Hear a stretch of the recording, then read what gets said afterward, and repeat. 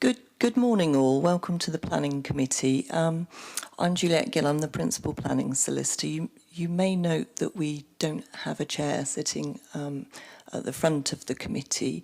We have apologies from the Chair and the Vice Chair.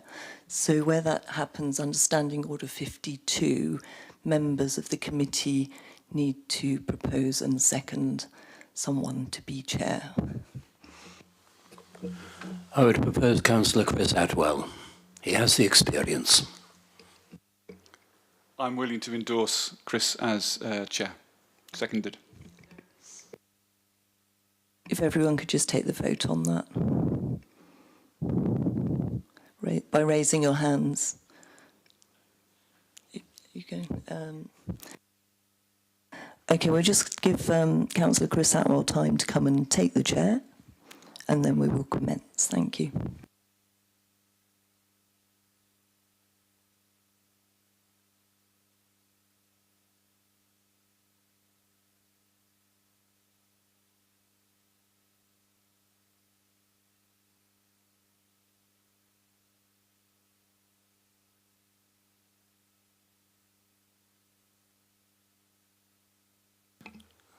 Good morning.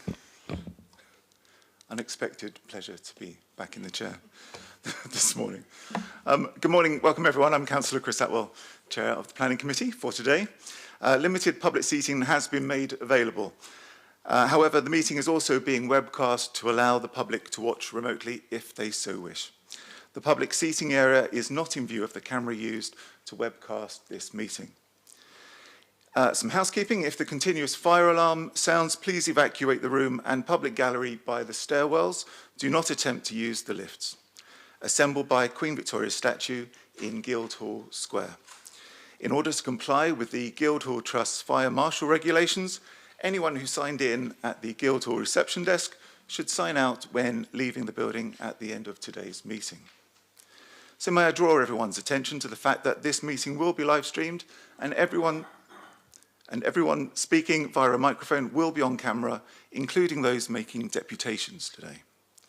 Members of the press and public are also permitted to record the meeting on the understanding that it neither disrupts the meeting nor records those stating explicitly they do not wish to be recorded. Please, can everyone use the microphones and remember to switch them off when you are finished, otherwise the camera will remain on you. There will be some voting. Members, can you please raise your hands and keep them clearly raised until the votes have been stated. So let's do some introductions, and I shall start with members. If we could start with you, Mary. Hi, I'm Councillor Mary Vallely for Cosham and Wimmering. Good morning, Mary. Councillor Hugh Mason, Councillor for St Jude Ward. Good morning, Hugh. Welcome. Good morning. Councillor Shah for Cosham and Wimmering. Thank you, Shah. Thank you. Peter Candlish, Eastern and Craneswater. Good morning, Peter. Councillor Nicholas Dorrington, Eastern and Craneswater. Good morning, Nick, and welcome to the Planning Committee. Good morning, Matthew Cordy for Hilsey Ward. Good morning, Matthew, and welcome to the Planning Committee. Derek North for Cosham and Wimmering. Cosham and Wimmering. And Derek, welcome to the Planning Committee. Now, can I ask the officers to introduce themselves, please? Good morning, members. Ian Maguire, Assistant Director for Planning and Economic Growth. Good morning, Ian. Thank you. Juliet Gill, the Principal Planning Solicitor. Juliet, thank you. Lisa Gallagher from Democratic Services. Good morning, Lisa. Thank you. Now, could I ask anybody who is intending to give a deputation today, we have quite a lot of people in the chamber, to make themselves known, introduce themselves. If we start over on the left-hand side. Matthew Willington, Councillor for Eastern and Craneswater Ward, and doing a deputation on Fraser Range. Thank you. Councillor Jason Fazackerley, Nelson Ward, objecting in regards to 27 Balfour Road. Thank you, Councillor Fazackerley. Councillor Simpson, Hilsey Ward. I'm reading multiple deputations today. Okay. Thank you. Councillor Emily Shrodwick, Hilsey Ward. for Shadwell. Councillor Benedict Swan, Copner and Anchorage Park Ward. I'm reading multiple. Thank you, Councillor Swan.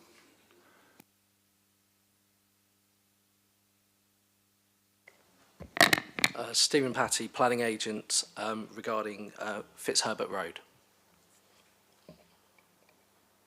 Thank you, Mr. Patty. Thank you. Else speaking?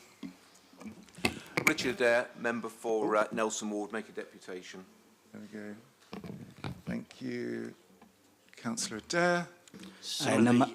Councillor Lee Hunt on 2 or 3 deputations. Councillor Hunt, I think it's your go now. There we go. Naman Jabbar for 43 Marmion Road.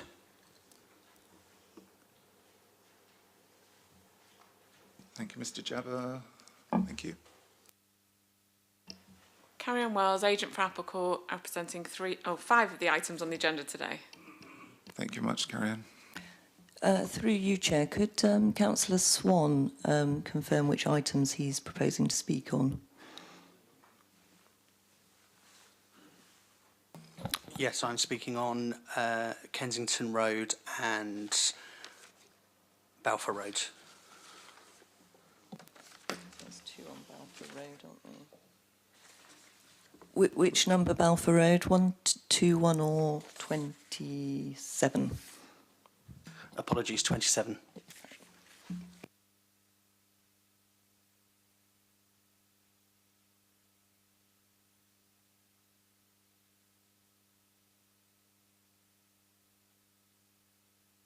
Thank you. Okay. Alan Pierce from Pierce Planning regarding Fraser Range. I'm the planning agent. Thank you, Mr. Pierce.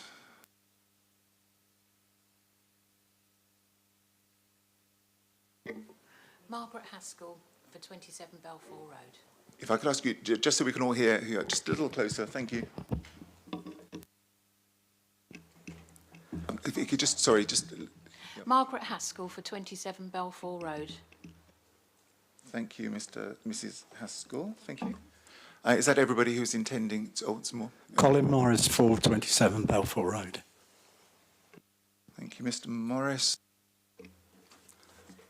Nigel Scarlett about Fraser Range. Thank you, Mr. Scarlett. And Rod Bailey on Fraser Range too. Thank you, Mr. Bailey. Jocelyn Britcher, 38 Merivale Road.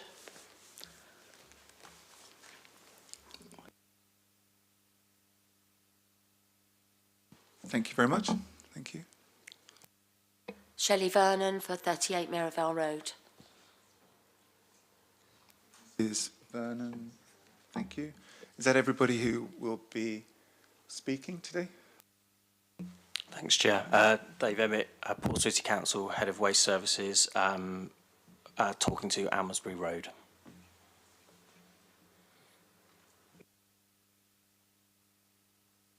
It's just you, Stuart. Thank you. And Stuart Lane, Building Projects Manager, Portsmouth City Council, also with regard Almesbury Road. You're both speaking on that item. Bryn Roberts, I'm resident at 45 Kensington Road.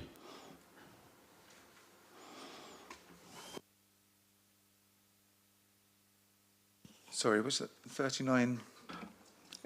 It's around 39. I'm a resident from 45. Thank you. Thank you. Okay. Anybody else? Chris, George Madrick is on his way for Almesbury Road. Just so you know, he is down, but just to let you know, he is on his way. Okay. Okay. Thank you, Emily. Right. Members, apologies. Lisa? Yes, we've had apologies from Councillor Vernon Jackson and Councillor Judith Smythe. Members, anybody else? I know Councillor Madrick's coming later for deputations. Anybody else? Any? No? Okay. Members, any declarations of interest for today's meeting? Hello, Councillor. apologies. May I ask that if the meeting were to last longer than 1 p.m, I could be excused? Okay, thank you, Councillor Cordy. Thank you. Apologies, the same for me, please. Thank you. Councillor North, thank you. Anything else from anyone else? Any declarations or any other information that we need to know before we make progress? No. Members, minutes of the previous meeting held on the 24th of April, pages 5 to 11 in your packs. Page 5, page 6, page 7, page 8, 9, 10, and 11. Thank you.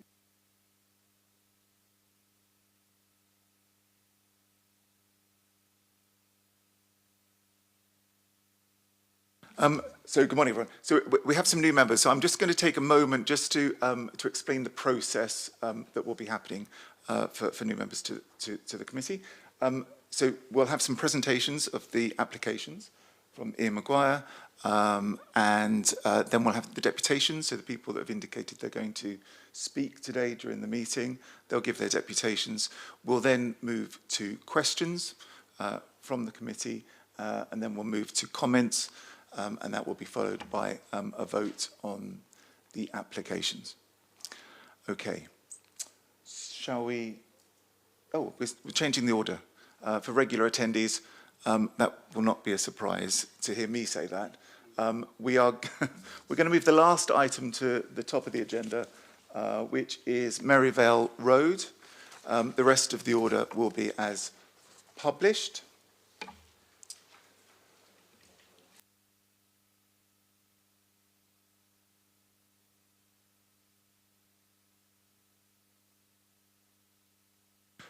So we'll start with Merivale. Are we ready? Good. Okay.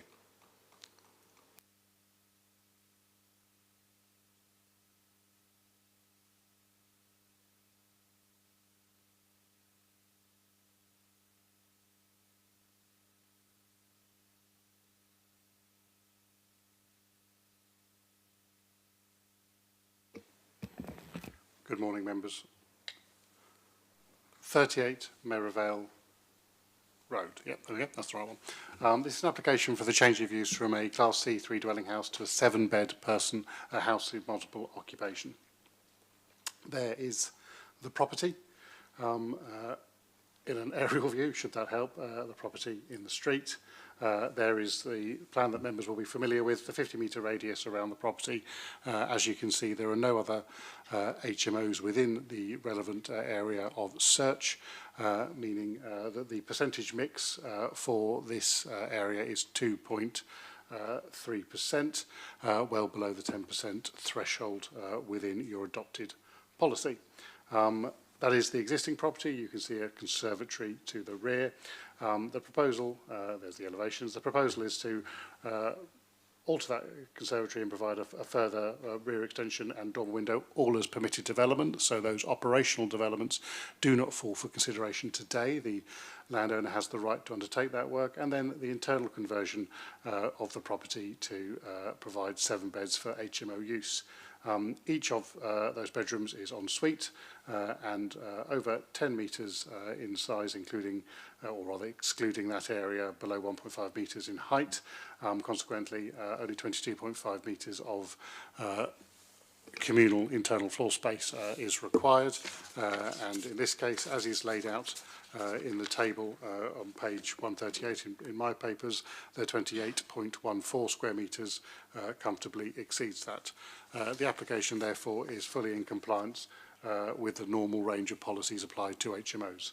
Otherwise, the officers are satisfied that there is no demonstrable adverse harm on parking, amenity or other matters of material consideration. As I say, the design impacts of the alterations to the roof and the rear extension are covered by permitted development and thus do not fall for consideration today. There's some images there. I'm not sure they really help you, however, so I'll leave you back with the floor plans. Application is fully compliant with policy, as I say, with a recommendation to grant planning permission. Thank you. Deputations, Mrs. Britcher. 6 minutes. Let's give you a deputation. Have we got 3 people speaking against? It would be 4 minutes each. Sorry, yes, sorry. We've got 2. Sorry, I was second on the list. Yeah, well, I'm taking it in alphabetical order, but Okay. we've got 2 people speaking. Have some not turned up? Okay. Okay, 6 minutes. There you go. Over to you. Right, okay.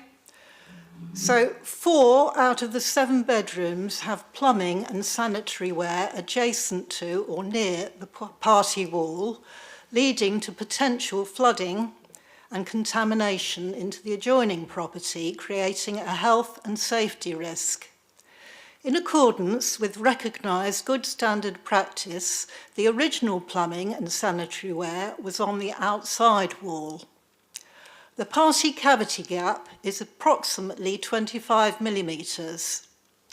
The jointing between the bricks is lime mortar. When the bricks were laid, mortar spilled out from both the walls joining one party wall to the other, which has created a noise problem over the years. The noise of flushing toilets, particularly if they are of the Saniflow type that uses a macerator to remove waste, will increase, as will the risk of flooding and foul water seepage into the adjoining property. There is also the issue of total deprivation of privacy in the adjoining back garden from being overlooked by the added dormer. Thank you. Thank you, Mrs. Pritchard. Okay. Mrs. Vernon, 6 minutes. I've lived happily next door to this property for 30 years and strongly oppose this proposal to convert a 3-bedroom family home into a modern monstrosity. Merivale Road is full of beautiful 1930s-style houses that are highly sought after. Families live here, along with many elderly retired couples. I agree with everything already raised in 129 objections submitted online, including an opposal from Penny Mordaunt MP, but the points I'm about to highlight show how this directly affected me as a next-door neighbour. I'll address the Planning Committee with the same questions that I've been asking myself since these plans were submitted. Why should I suddenly be made to feel insecure in my own home? As pointed out by Penny Mordaunt MP in her proposal, there seems to be no consideration whatsoever to us as next-door neighbours that this property has a shared drive with us and access to the back of our properties.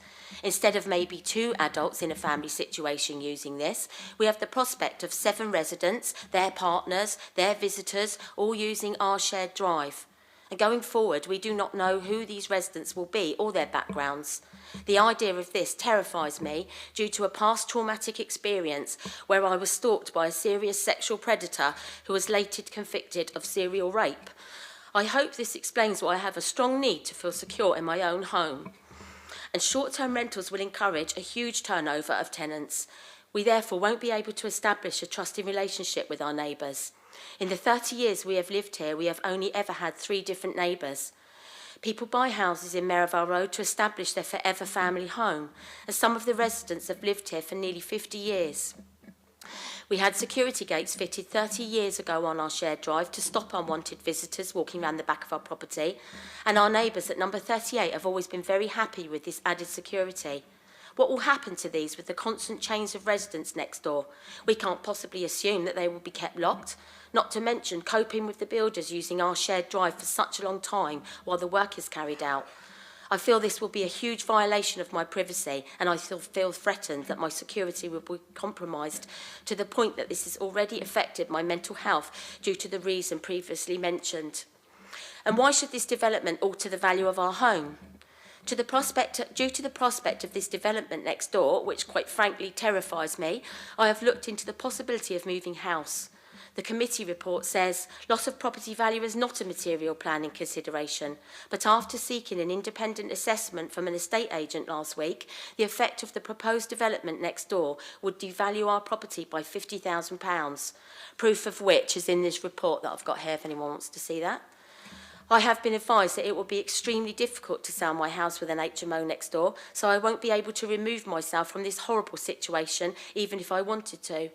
And why do hard-working families have to suffer a loss of capital to the out-of-town investors that have no interest in the city's housing needs or any of the local people, but only in financial gain?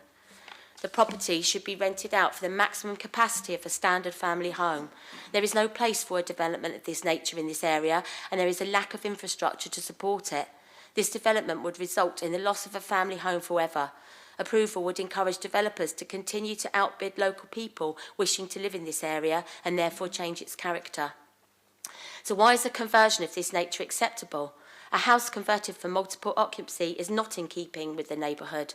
In fact, the creative photographs that have been uploaded to the website recently do not show a true interpretation of the surrounding properties, especially ours and the house directly at the bottom of the garden. The imposing construction of the extension will block light and sun from both neighbouring properties, a factor that has been enjoyed due to our south-facing gardens. It is obvious there has been no consideration at all as to how this would affect our lives. In addition to the light blocked into the garden, the roof extension will also block natural light entering a window into my hall, casting the inside of my property into darkness. And I've got a photo of that there if anyone wants to see. Not to mention all the extra windows looking into my space. We invested in a house in a family residential area, not one next to a small block of flats. So why do we have to endure the prospect of increased noise? It is a ludicrous assumption that 7 separate individuals won't create any more noise than a large family. In fact, a 2020 report submitted to Portsmouth City Council from Claire Hardwick confirms there are a disproportionate level of noise complaints from HMOs. Regardless of whether there is a high concentration of HMOs in the area or not, there is no denying that these plans will cause significant noise disruption, especially to us, the adjacent neighbours. It will be hard to contain sound just from the general living, and little garden space will inevitably mean residents using the shared drive as communal space. I work from home in my quiet garden room, so therefore find the prospect of increased noise very worrying. How can this application be fairly assessed when the application form is missing foul sewerage plans? The problems we face have been addressed repeatedly in other proposals. Increased residents will contribute to a higher nitrate emissions, and to imply that this can be offset by a financial payment undermines any claim of being environmentally responsible. And I'll finish with my final question to the committee. How can you put your trust in this developer? According to Certificate A on the application form, the agent states ownership of the property for 21 days. This was submitted on the 19th of April, the same day the house sale was completed. While this might seem a minor detail, it casts doubt over their integrity, and for me, perhaps a sign of things to come. Thank you, Mrs. Byrne. Carry on. The developer, for the agent. Good morning, everyone. Abercorp is a successful architectural and planning service of which I'm proud to be part of. Our portfolio is not limited to HMO development, and if our client requires architectural design or assistance with planning and building regulations for any kind of development, we have a service to offer. There are reasons that people opt to go with a specific brand, service or product, and that tends to be high quality and value for money. I suspect many of you present today have lived in a shared home at some point in your lives, and historically some of those homes may have presented a nightmare for occupiers and neighbours, but this is not the standard we are trying to achieve, nor is it the standard this council is looking to endorse. We ensure all of our designs are fully compliant with planning, building control and licensing, and we work hard to ensure we stay at the forefront of any changes to legislation to ensure our client has the best possible experience with us and is left with a great designed shared living home to give tenants the best possible living experience. From our managed HMOs, I can confidently say they're managed the way a HMO property should be managed. And once again, I invite any one of you to pay a visit and talk to neighbours. I can say with confidence that they will say that living next door to a high-standard HMO is not the negative experience that they've expected. The tenants that live in them are happy in their surroundings, and any issues in the property are promptly dealt with. As with all of our applications today, the purpose of our involvement is to ensure the highest standard of living for future occupiers, in accordance with this council's and nationally described standards. The rooms are all in excess of the minimum requirement and are all compliant with the regulations for planning, licensing and building control.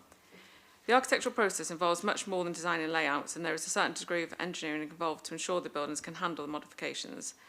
Once again, association of these operations with the term HMO raises alarm bells with the local community, whereas they wouldn't if the same modifications were made to a family home to accommodate a growing family. Indeed, there are families in the vicinity with 6 occupants who may need to expand their property in years to come, using the same permitted development rights. While it might be nearly impossible to control how a builder may choose to operate, Applecor do offer a fully managed project service that will give us some control over who is used, but it's ultimately the client's decision as to what level of service that they take up from us. With this application on Merivale Road, it's a change of use to accommodate 7 unrelated individuals. I appreciate there's a high number of objections, and unfortunately they all raise matters that we have either addressed already or matters that are neither in the control of nor the fault of shared living developments. The proposal here is for the accommodation of 7 people, and as stated on the plans, all rooms are for single occupancy. As we do with all of our applications, we've presented a well thought out proposal meeting all the criteria expected. We do sympathise with local residents, but would like to assure you that it's not as bad as you think it's going to be. Too often the term HMO is used and does not carry a healthy reputation. With the standard of accommodation that is produced by the developers who work with us, we are reluctant to use the term HMO because of the associated stigma, and would prefer to lean towards co-living, shared residences or other terminology that inspires thought rather than outrage. There has been an evident campaign against this particular development, and we aren't even at the start point or the end point with this project, but we hope eventually the general consensus on the HMO matter will start to change. I note one of the topics of objection that's been brought up frequently is sewage, and a reference to a recently refused application on St Chad's Avenue. Having seen the sewage reports causing the issue, which Councillor Swan referred to on that application, it's clear that in the main blockages were due to fats in the system. As the property on St Chad's was and remains empty, to attribute that issue to the empty HMO in the street, in my opinion, is clutching at straws. This, I am confident, will be overturned at appeal, and we expect that appeal decision shortly. I do not believe refusing the application on sewage or further unrelated planning matters and costing further taxpayer money is warranted. The proposal provides 7 spacious bedrooms which meet or exceed 10 square metres. The required standard for the communal area is 22.5, and this property provides 28.14, which exceeds that requirement. An additional WC has been provided on the ground floor for the comfort of the residents. The property benefits from a larger than average rear garden, providing outdoor amenity space for the occupants. Additionally, there is a garage at the rear which cycles can be accessed easily and securely stored, which is an additional benefit which will appeal to keen cyclists. The garage is accessed via a shared driveway, giving an easier route for cycles. I want to just pick up on a couple of the residents' issues. So I just wanted to reiterate, as I have many times before, the plumbing will be upgraded as part of the renovation. There'll be no macerators, so you don't need to worry about the noise of macerators, and everything will be upgraded to comply with current modern day building regs. Sound transference will also be improved as part of that. With regards to the shared drive, it's a large family house that can easily accommodate more than a couple of adults. Using the drive as a family home or a HMO could be a similar level of people, teenage kids bringing bikes in. I feel it's wrong to assume that the residents will not be hard-working, respectable people that are looking to stay in the property for extended periods and wanting to be a part of the social community around them.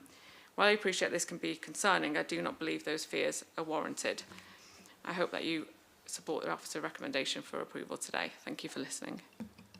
Thank you. Thank you, Chair. I'll keep this short.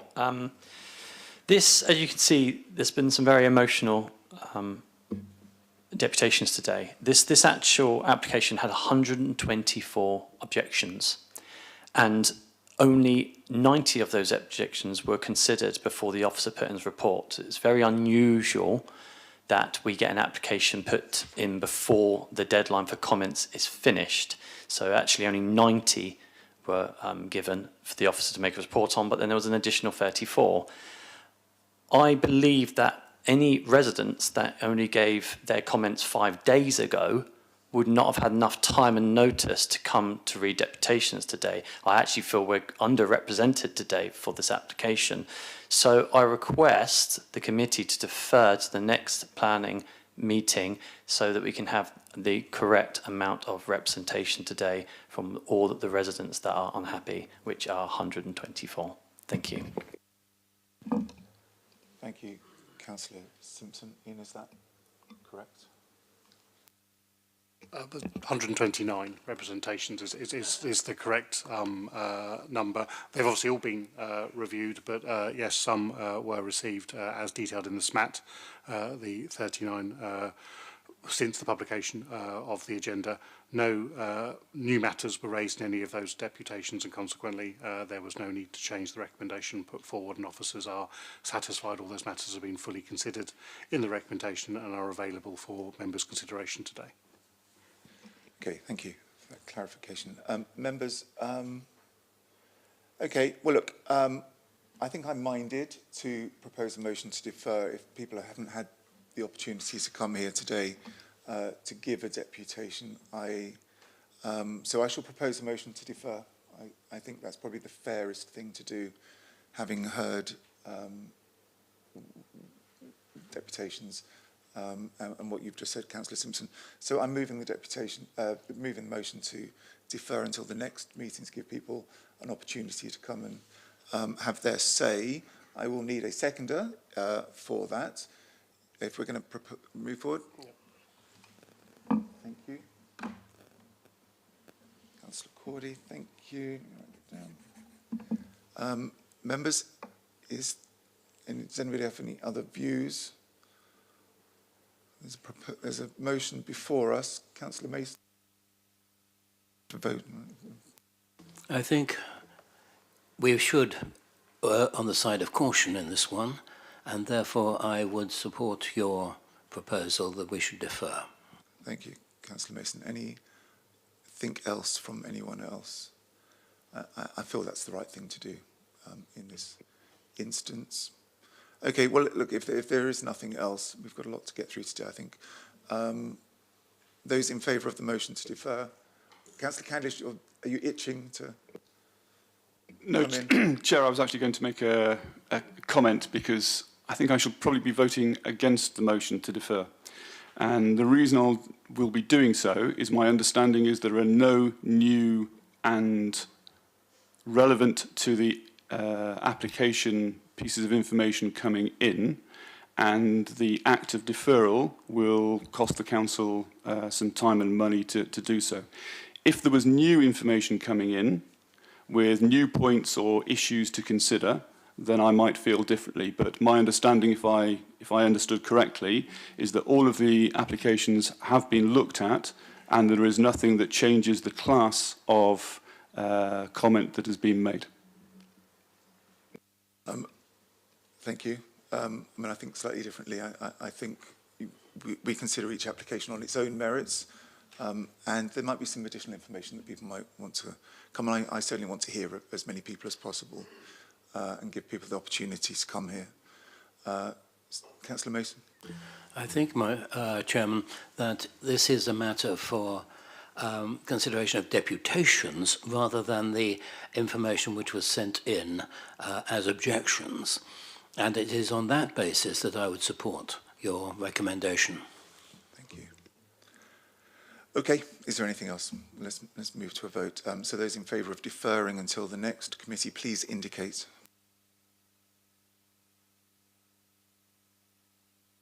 Thank you. Against? And abstentions? Okay. The application has been deferred. Thank you, Juliet. Okay. We'll move on to Fraser Range.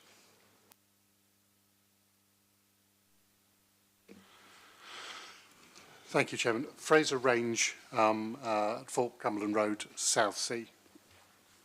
This is a very big long description on there, I recognise members. Application for 116 apartments and 18 houses with associated works to this previously developed site, including a new sea wall. That is the site, if members are unaware of it.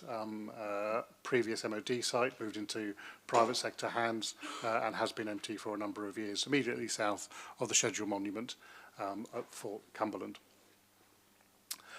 Some images of the existing buildings, as you can see, relatively tall, two-storey commercial buildings making up parts of it, and a number of areas of hard standing and other associated buildings.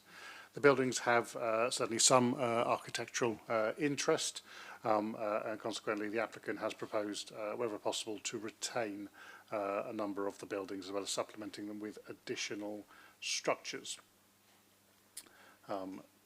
as you can see, a lot of dereliction across the site. This is the proposed layout, providing some blocks of houses. You can see on the left of there the conversion of existing buildings and supplementation there too into apartments, and on the far right hand side a single dwelling, which is the conversion of New Hope House into as I say, a single residential dwelling. Just some illustrations of how the buildings will be altered. As you can see there, the provision of an additional storey on a number of the buildings. This is part of the new build area where we've got a similar design as the old buildings will be altered to become for new houses with a flat roof appearance. And say you can see the similarities to the conversion proposed. This is building 5 in the middle of the site, but you can just make out the red block of the top image there of where that sits. Again, some side elevations, as you can see, mostly glazed upper floor to these buildings, and if you will, sort of relatively standardised layout with mezzanines in those first floor areas. It fronts onto Eastleigh Beach, and as members will, I'm sure, be aware, Eastleigh Beach has a number of tank traps. That's these concrete blocks. They are listed structures in their own right. Consent to reorientate and move those was given in 2022 in preparation and linked to the redevelopment of this site. They've been moved around quite a bit by I expect the council, if I'm honest, over many years since their original installation. So they're being realigned under the 2022 planning permission.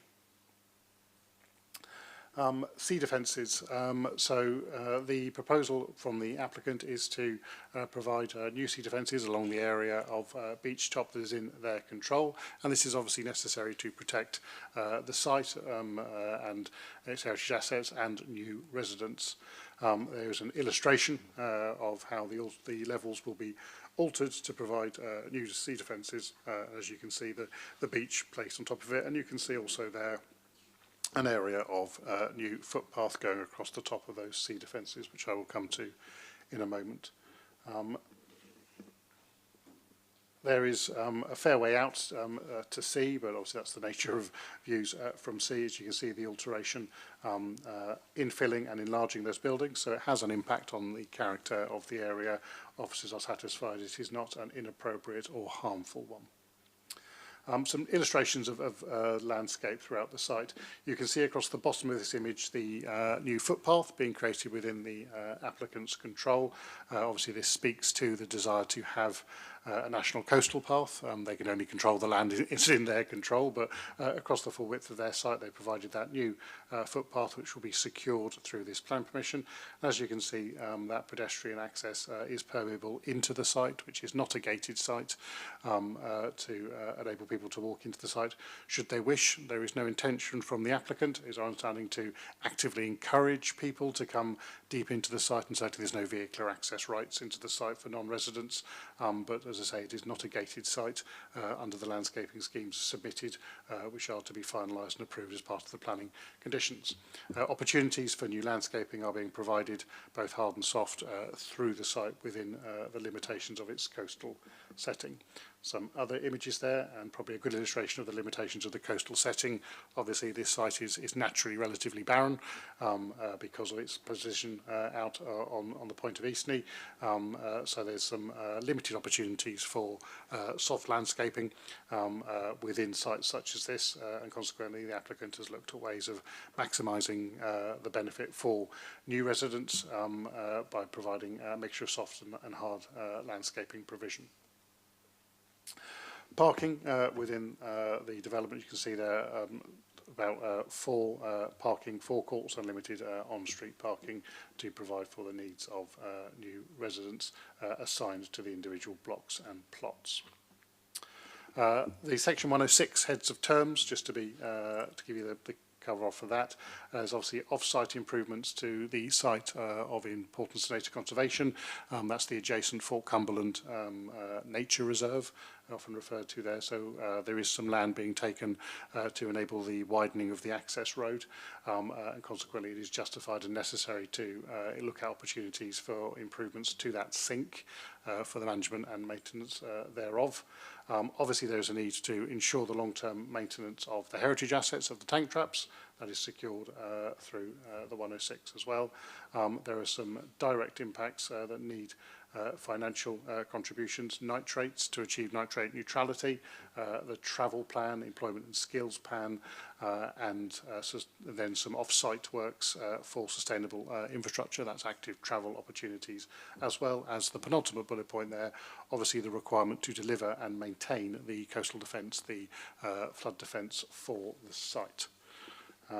Just to finish off, a couple of images for the site. These are aerial CGIs. Obviously they can see the enhanced rock-based sea defence, which obviously is visible above ground as well as going below shingle, and the brown roof proposals for a large number of the buildings which are contributing to part of the biodiversity enhancements for the wider area. I think we've got that going both ways as images. I will just draw your attention to the SMAT, as there's some, I think, useful information within there. Certainly residents have raised concern about the fact that the development may be gated. As I say, it is not gated within the landscaping plan as submitted, nor is the intention of the developer to gate the scheme, they have told us. And while there are checkpoints shown on the plan, these are pieces of art rather than an actual barrier to people accessing. From discussion with local residents, it was clear that additional clarity was required around biodiversity net gain. As members are aware, there is an obligation on schemes such as this to provide a 10% net gain to biodiversity utilising a nationally prescribed metric. Overall, the biodiversity net gain resulting from this development is 33.52%. The vast majority of that is off-site on the adjacent sink. Mostly there is a small gain of biodiversity on the site through some hedging and some of that soft planting, but to get above the 10 and all the way up to 33.52, off-site enhancements secured through that 106 will be provided.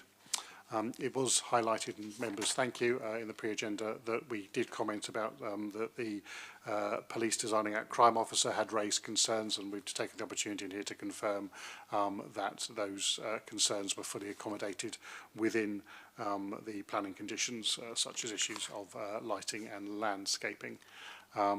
We've also taken the opportunity to provide a little bit of clarification to paragraph 9.36 and 9.120, as you can see within that report. Other than that, and just highlighting some of the key regulatory aspects that members, of course, should be aware of, both in respect of EIA development and the presumption in favour of sustainable development in the MPPF. The recommendation is to grant planning permission subject to those conditions, which you have a list of in the agenda papers, and the 106, which I've described through its heads of terms. Happy to take any questions. Chairman, obviously we do have a number of public speaking for today's item. Thank you. Mr. Bailey, 6 minutes, please. Thank you. Well, Fraser came about as an emergency Second World War gun battery, and it was only ever intended to be used for military purposes. A residential use has come along, but it's the most vulnerable use you can put next to the sea. It's interesting that you show that, and you've described these as two-storey buildings, the existing buildings, but what you're going to get is 3 buildings along the beachfront, 2 of which are nearly 50 feet high. One's 16.1 metres, and you didn't show a drawing of that, and another one's 15.75. That's significantly metres. That significantly changes the character and appearance of the seafront, which is against, really, the spirit of the Seafront Master Plan, which says careful consideration should be given as to how it could be sensitively designed, and that's in relation to the proximity of Fort Cumberland in terms of building heights, style and materials. and to improve physical connections to Fort Cumberland. Fine. We do now know it's a non-gated community development, but we still have checkpoints. Anyway, we're so lucky to have a seafront like we have, and the part about Eastney is it's relatively quiet, it's tranquil, and it's a way to escape the busier western end. So why do we want to accept an intensification on this scale? We've got highway issues as well, and okay, we're going to try and do some off-site conditions or solutions, but as a resident close to Milton Road and Eastney Road, these are car parks at weekends. Historic England, there is harm to the setting of the fort, but it's less than substantial where there are wider public benefits. Well, I don't see there are wider public benefits if the seafront is being despoiled by large buildings.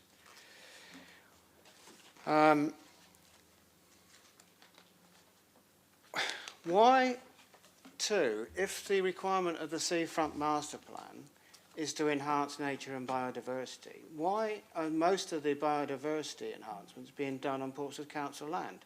If the Council declared a nature emergency in 2022, it did so because there's a decline in nature, and therefore it's incumbent on the local authority, that's us, to improve our own parks, gardens and nature reserves, not on somebody else.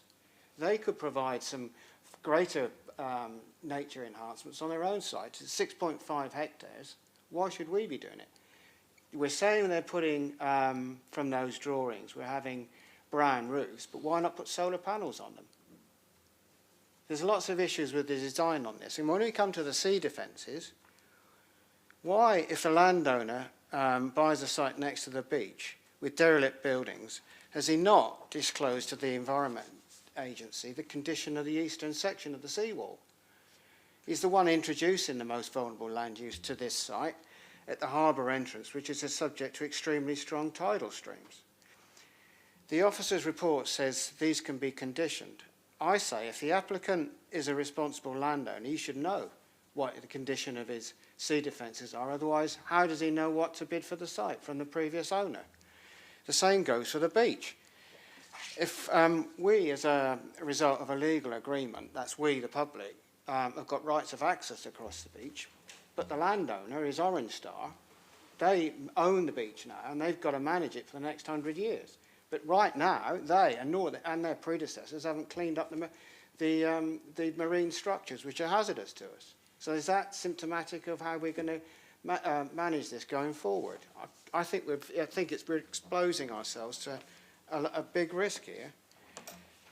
Conditions are notoriously difficult to enforce, and private owners are going to be vulnerable to affordability constraints. So I'm worried that we, the council, are going to have a long-term liability to manage this and to oversee it.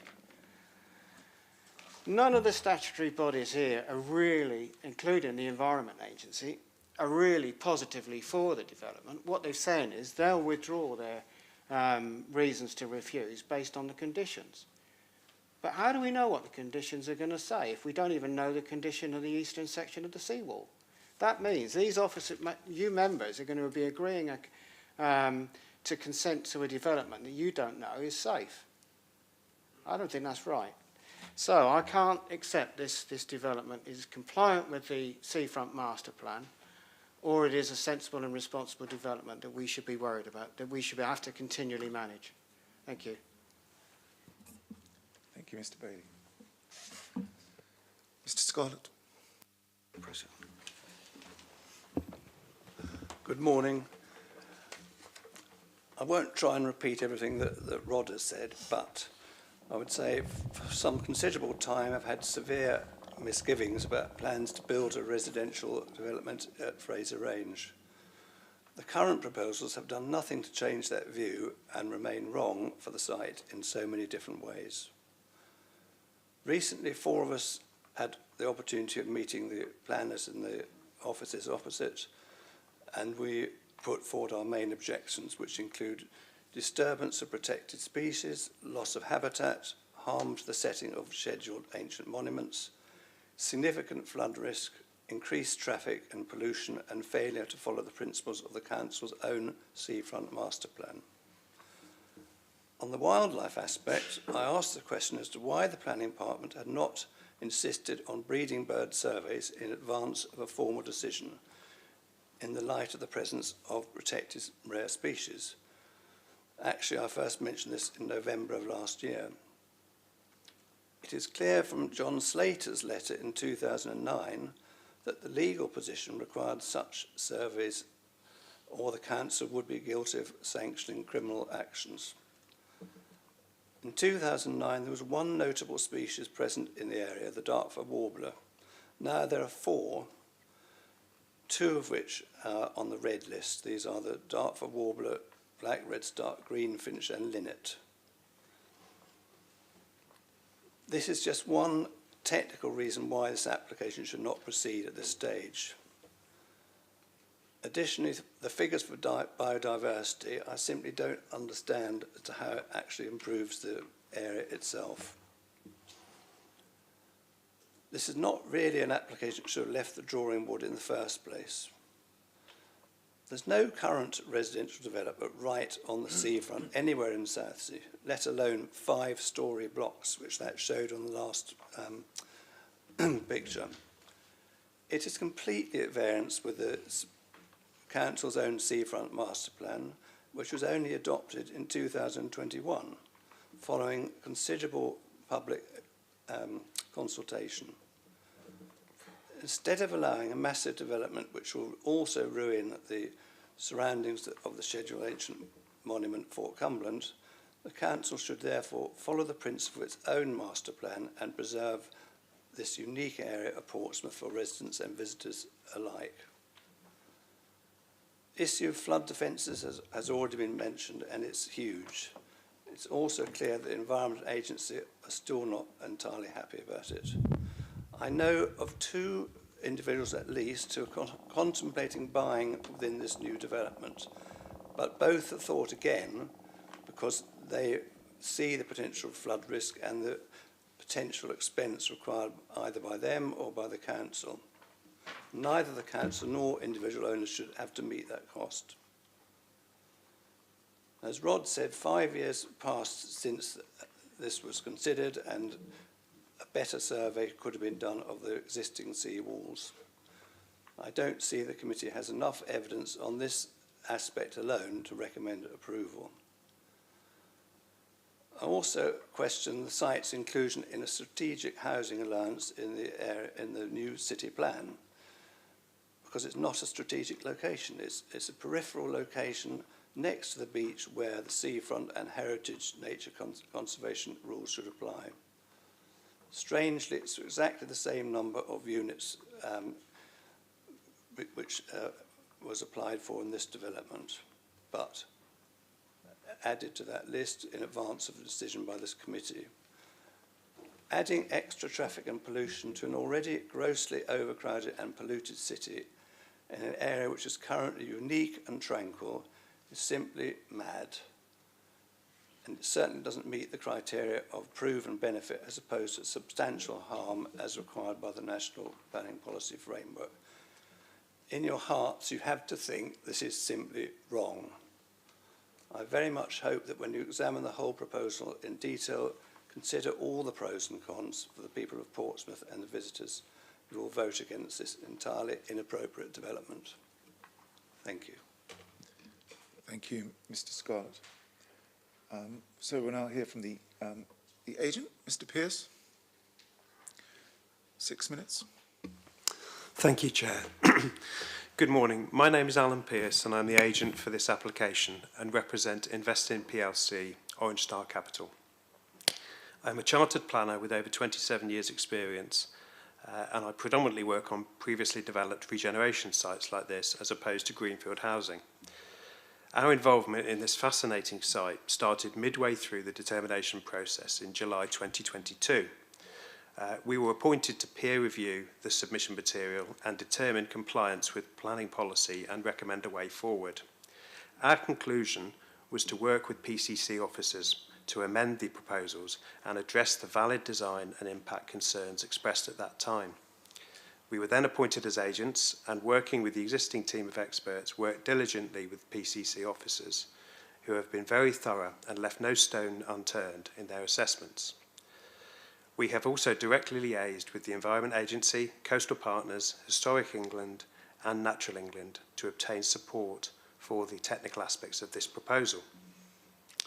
This is undoubtedly a complicated site with so many factors to consider, including housing delivery, design, flood risk, heritage and visual impact, archaeology, beach management and ecology. We have carefully investigated all of these matters through the lifetime of the application to the satisfaction of your officers who have recommended approval. The proposals will regenerate this 20-year derelict brownfield site and deliver 134 new homes. Yes, sadly, no affordable housing, but this has been thoroughly justified from a viability perspective, and the reasons for this must be fully appreciated given the significant benefits delivered for Portsmouth. The planned defence works and other contributions arising from this development are in excess of £18.5 million. The sea wall and defences alone are costed at £13 million, with the coastal walkway costing £2.6 million and sill at £2.65 million. The public benefits this scheme will bring are substantial and will positively impact on the whole area in terms of delivering the new sea wall, flood defences and coastal walkway and securing their long-term maintenance. These defences will not only help safeguard the new housing and immediate area, including the at-risk Fort Cumberland Scheduled Ancient Monument and the site of importance for nature conservation, SINC, but if not implemented, the impact of a failed seawall on Langston and Chichester Harbour entrance special protection area must not be underestimated. The proposals would create a fantastic new development of real character. It will also bring policy-compliant car parking, secure cycle parking, but also electric vehicle charging on a one-to-one basis, new public open space, retention and renovation of the main existing buildings and built heritage, which is a big carbon benefit, ecological enhancements and biodiversity net gain, and significant improvements to the site appearance, built form and landscape. With the planned works, the private beach will be given over to the public ownership, allowing a right to roam which currently does not exist. The access road will be improved and the access lane to the beach will have natural surveillance from the new housing. The limited heritage harm caused to the fort does not significantly and demonstrably outweigh the benefits.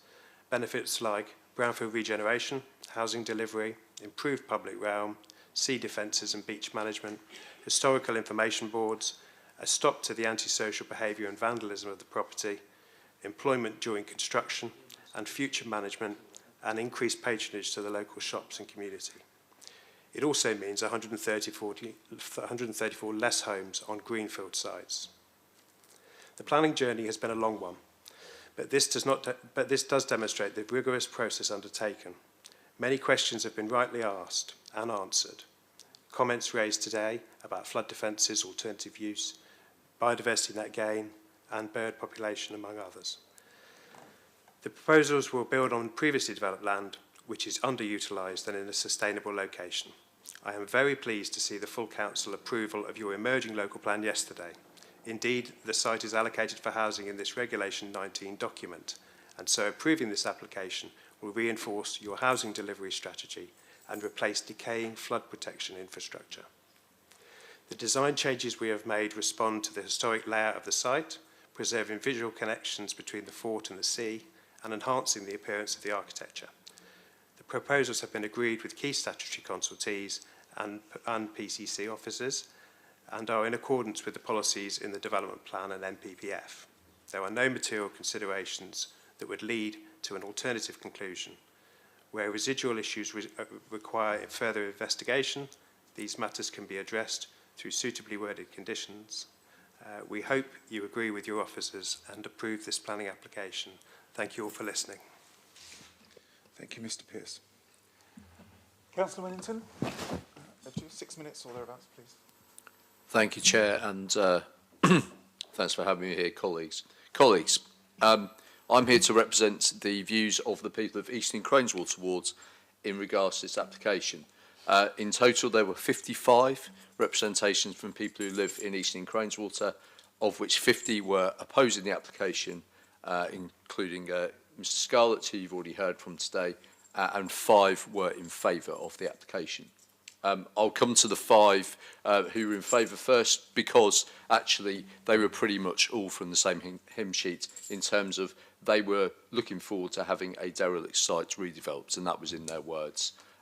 There was no other sort of basis behind anything that was positive in that, just the fact that it would be something that's been derelict. I would point out that these were representations that were made 5 years ago, when there was certain issues, especially with the previous owner of the site, in terms of antisocial behaviour, indeed fires and issues down at the site. For the people who have objected to this, there are various areas. So some of them have already been addressed, but I'm bringing all of them up, and I'll go through them relatively quickly, just so in your consideration of this application, if you need more clarification from officers, etc., or want to go into more detail, then you have that opportunity.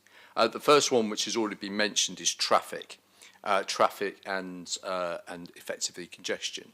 That is a particular concern for people who have objected, and indeed in the case of this site having been empty and not in use for a very long time, and as I say, it was mentioned in the deputation for the agents that it's been empty for 20 years, so any employment there with the traffic, etc., would have been on the basis of 20 years ago. So that was a particular concern, especially from people who lived most adjacent to the site. It's already been brought up about the Seafront Master Plan.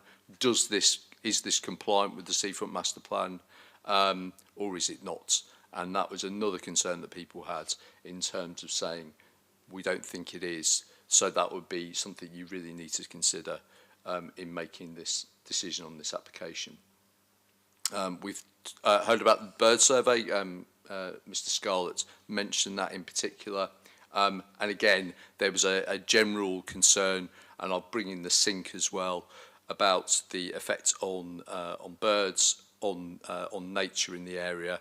It says about the net gain for that, and also that's been brought up about, but what impact does it have on the adjacent sink and all of those concerns about that?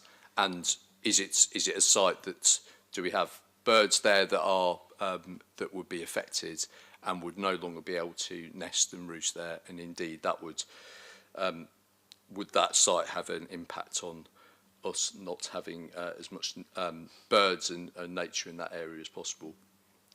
This was brought up by Mr Bailey about that it was only supposed to be used as a brownfield site because of wartime, and that it was never intended to be something that was used as a brownfield site for a long period. Again, that is a particular concern, and saying, should it not be used for other amenity? Because I think the point that was made in the deputations, in the objections, was the fact that that before that it was a open space that was in use more generally, and was only taken in by the MOD out of necessity because of war. There is concern about sea defences. There is objections have said we do not need sea defences here if there is no development here. That is there a justification for new sea defences there to protect the Schedule Ancient Monument? There in the objections, in some objections there is scepticism about that, and indeed would you need the level of sea defences that are being proposed if nothing was built on that site? Would it be needed for anything other than what is proposed to be built? And that therefore is saying if you don't build on that site, you don't need those sea defences. Therefore, the fact saying that the council would have to build those is a misnomer, because you wouldn't need to, because there'd be no development.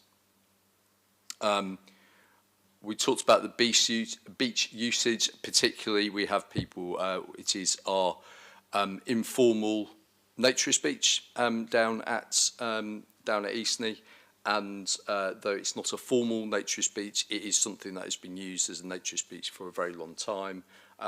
Would that be feasible to continue? It is somewhere that people know that they can use, and etc. And there's concern that that will be done. There was also concern about about access to the beach. That has been addressed by the agent, but again, it's on their say-so, so is that something that is sustainable? And obviously the heritage side, you have the tank traps and Fort Cumberland itself. Part of the site is part of the Scheduled Ancient Monument, is on the site in terms of its boundary, and so there is concern of the impact on that, and obviously the tank traps. And just the last couple of bits about the massing, it's been mentioned again, about the massing of that site. Is that relevant? Is that right for this site? Is it that people are saying they've objected and saying it's too big and it's not appropriate for this location to have that kind of volume of building and indeed the size of building? And the last bit that people have had in their objections from Eastern Craneswater is about affordable housing. Is it appropriate that there is no affordable housing here, and is that right? I hope that's helpful. As I said, ultimately in this ward, 50-5 was objected to this, and as I say, in your consideration, I hope you will take all of those things into account when making your decision on this application. Thank you very much, Chair. Thank you, Councillor Winnington. Ian, are you able to address some of the things that might not have been covered by the agent? I can try and address a few of the points. Obviously, I think certainly a number of the representations in Councillor Whittington's summary there does highlight a lot of the key matters: ecology, heritage, flooding, transport, certainly key concerns for residents, as is detailed in the report. All of the statutory consultees, Naturally England, our own ecologist, Historic England, the Environment Agency, our own coastal partners, and the Local Highway Authority are all satisfied with this scheme, subject to the conditions as described within the report and listed at the end of the agenda. Turning to the compliance with the Seafront Master Plan, the Seafront Master Plan states, given that it is currently vacant, the Fraser Range site may interest a developer to come forward with proposals for its redevelopment, and then goes on to highlight that careful consideration that is needed as raised by residents, and indeed that careful consideration that we are satisfied the applicant has undertaken with guidance from the council. The scheme is therefore compliant with the Seafront Master Plan. The general concern around birds and the survey work and the seawall and the survey work, it is not unusual practice for large and complex schemes to defer some of the very expensive investigatory work until after the certainty of consent has been provided. Conditions, as detailed in the report, are proposed to ensure that no development can occur until that survey work is done, so there is no risk to flooding, there is no risk to birds, because necessary survey work, etc., must be carried out prior to the commencement of the works, but that is a normal process for larger and more complex schemes.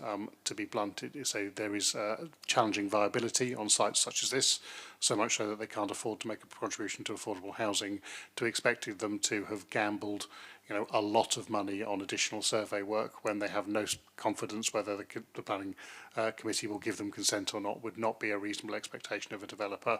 It is reasonable if you are satisfied with the scheme and with the assurance of those statutory consultees and your officers that these matters are eminently manageable through appropriate management plans described by the condition, to give consent if the other impacts, visual, character, etc. are acceptable. As I say, a normal practice. So members, I will advise, should not be concerned with that. Other than that, I don't think there's really much else to cover, but obviously very happy to answer any questions. Thank you. Members, questions?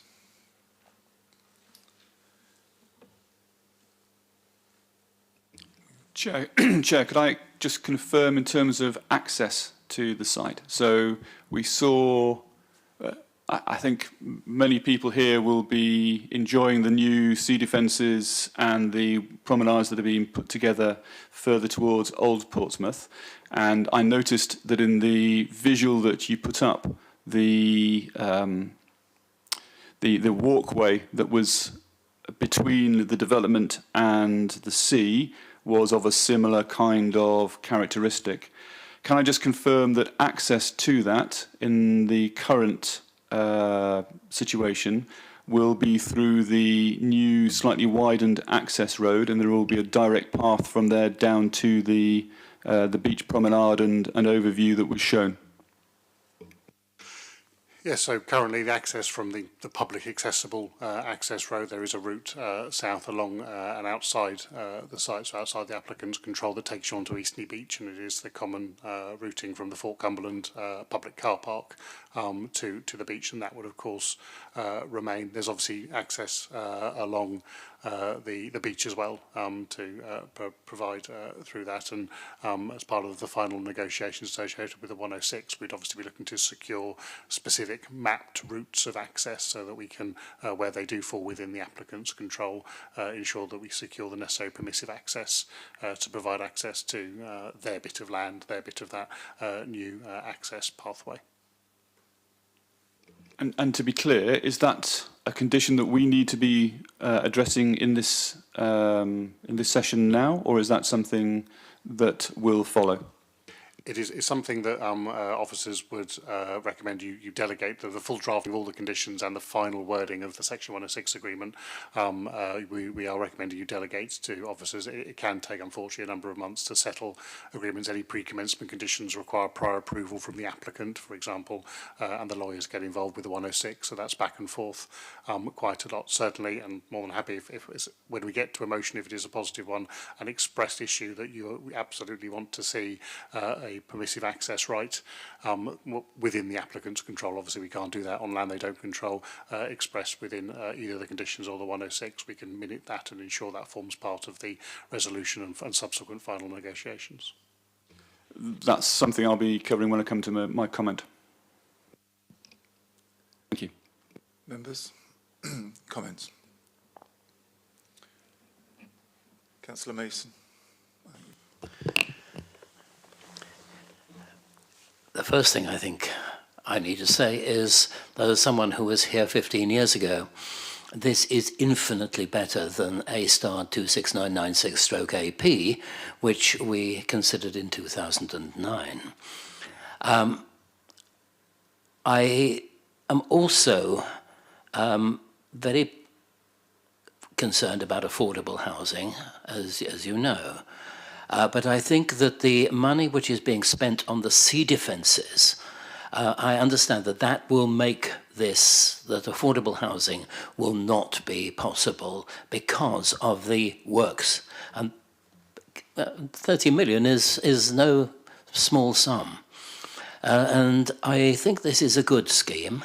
I think it is using well the existing buildings. It does comply, so far as I can see, with the Seafront Master Plan. It is providing sea defence, which will have to be provided for Fort Cumberland at some stage anyway. I like the design. I think the fenestration is good. And so I would propose the officer's recommendation.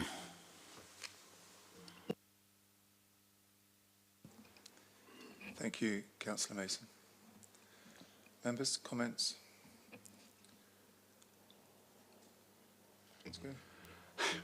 So, I definitely do have some comments about this scheme. So, having taken the time to look through it, it is very clear that there is both harm and benefit for it. Land in the UK is scarce and is even scarcer in Portsmouth, and it is even scarcer, arguably, on our seafront or the edges of our city, simply because it cannot be, we cannot really create very much more of it.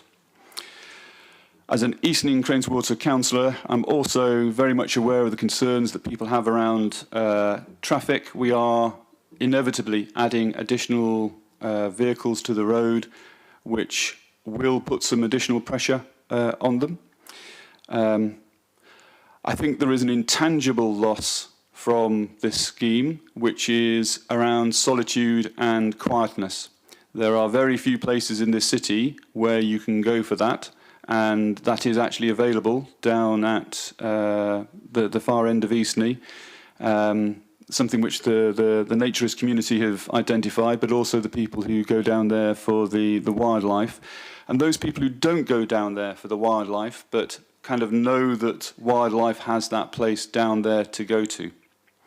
And there certainly will be some harm from all of this building, and it is unpredictable, I think, a little bit, what the net effect of some of those outcomes will be. We cannot know, and the number of some of the species is so small that plus or minuses in a small direction could indeed be terminal.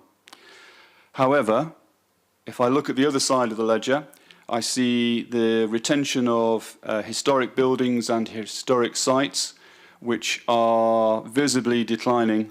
I went down to the side and had a look for myself. It's not just the graffiti, it's the windows, the structure. Everything will eventually go. And sitting as it does now, it is also a magnet for other forms of harm. Now, that is being defended, as it were, by security at the moment, but it is not perfect. And without some way forward, that eventually will cease. I think, as Councillor Mason says, the defence of the seafront and the work there is something we absolutely do need, and this is a solution to that. I also think that there will be an enhancement of access. So although there definitely will be some loss of utility for some groups of people, I think the more organised way of access to it and the prom with the outlooks that are part of the design will attract a different group of people who will like to go to see what is still going to be a very beautiful spot, which they really struggle to do at the moment. We've spoken about the lack of affordable housing. I agree that is something we always look to put in, but I think the site makes it, it is not the most material thing about this specific site that we should be thinking about. We should be thinking, because it is such a unique position, visible from the sea, even more after the development. But fundamentally, therefore, I see this as a high-quality addition to that part of the Eastney Peninsula. It will provide uplift to the area. It will help control some of the antisocial behaviour that goes in. And if I look around the city, I would like to not be tasked with trying to find and approve more sites for housing within the city. But given that I feel that I am, I think a brownfield site like this, it might not have been designed ever to be a long-term permanent residential area, but it has been turned into a brownfield site, and we now need to deal with it as it lies. I think this is one of the better places within the city to be putting additional housing. We heard earlier about the pressures we have on housing in the city. So yeah, that's my thoughts on the scheme. And therefore, I guess, consequent on that, I would be supporting Councillor Mason's recommendation. So you're seconding the motion? I mean, members, this is the task before us, particularly with complex applications, to balance any potential harm with any the potential benefits to the city. So just for new members, that's a dilemma that you will have to wrestle with while you're part of this committee. Okay, well, we have a motion before us, which is to grant planning permission with the conditions in the Section 106 agreement. Is there anything else? No? Okay, we move to the vote. Those in favour of granting planning permission with the conditions and the Section 106 agreement, please indicate. Against? No. Okay. That's unanimous. Planning permission is granted. Thank you, Juliet. Okay, members, we move on to 27 Balfour Road.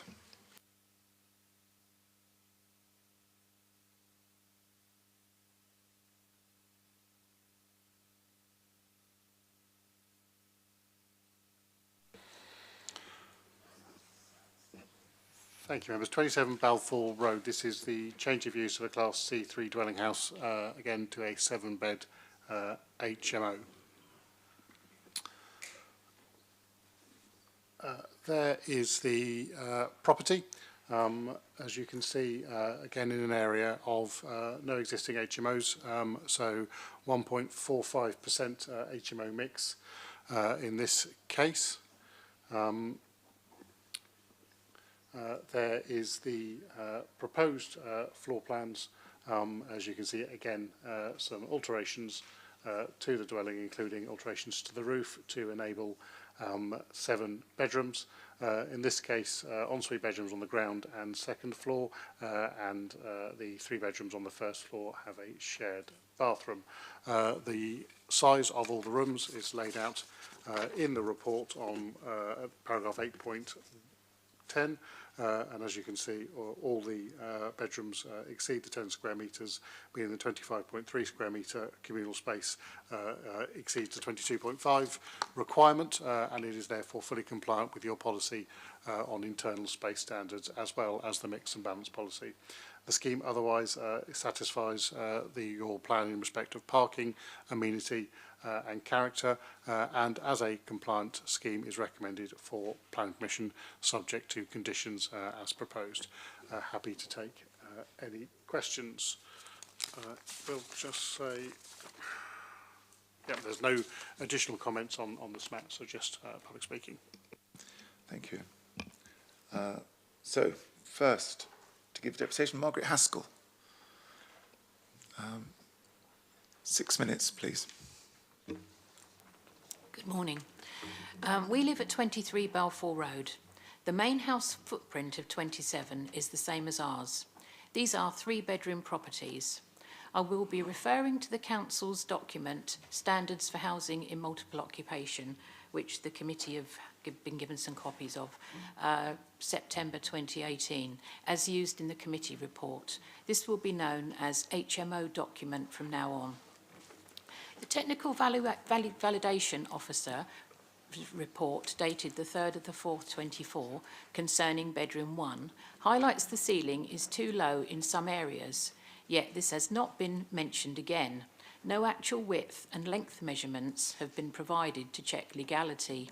What's more, HMO document, page 6, states no bedroom should be more than 1 storey from a kitchen dining area. The report further flags up shower room sizes that are so tiny, leaving no room for error or reduction in sizing. Bedroom 6's shower room is on the actual minimum size required, and bedroom 7's is only 1 squared centimetre over. The proposed plan shows the small communal kitchen diner as 25.33 metres squared. If you look at the corridor area to the side of bedroom 7's ensuite, you can see that this space is unusable and impractical as kitchen area. This corridor will also need to be kept clear as an escape route and for access to the bike shed. Using the plans and the scale provided, we have calculated this corridor area to be 2.84 metres squared. Therefore, the kitchen diner only consists of 22.49 metres squared of practical area, which is below the legal requirement.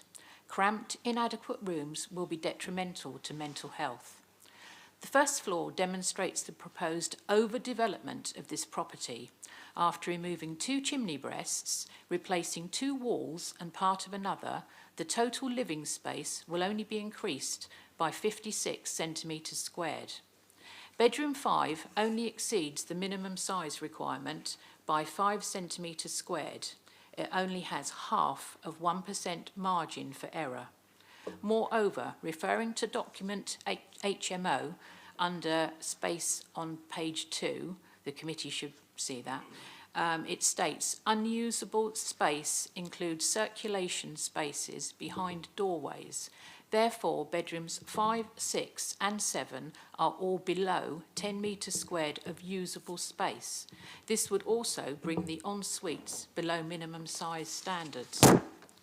Regarding bedroom 4, metres squared is not enough information to ensure the minimum legal width requirement of 2.15 metres is met. By looking at our own house, we are very concerned that this room is too narrow. We contacted the planning department to view the original drawings, but were told there are only the ones online. How did the council authenticate the proposed room sizes with the scant metres squares dimensions provided? The property has been incorrectly presented as 4 bedrooms, and a estate agent's booklet showing the property when it was for sale recently lists it as 3 bedrooms on the front cover. The transport planning memo, dated the 26th of the 3rd, 24, states that the proposal would provide an additional 3 bedrooms, so it has been accepted that the existing property is 4 bedrooms. This would have influenced the findings. In addition, the committee report published the 17th of the 5th 24 under Site and Surroundings 2.1, referring to the previous layout, states 4 bedrooms and a bathroom at first floor level. This is quite clearly incorrect, as you can see from the existing plans.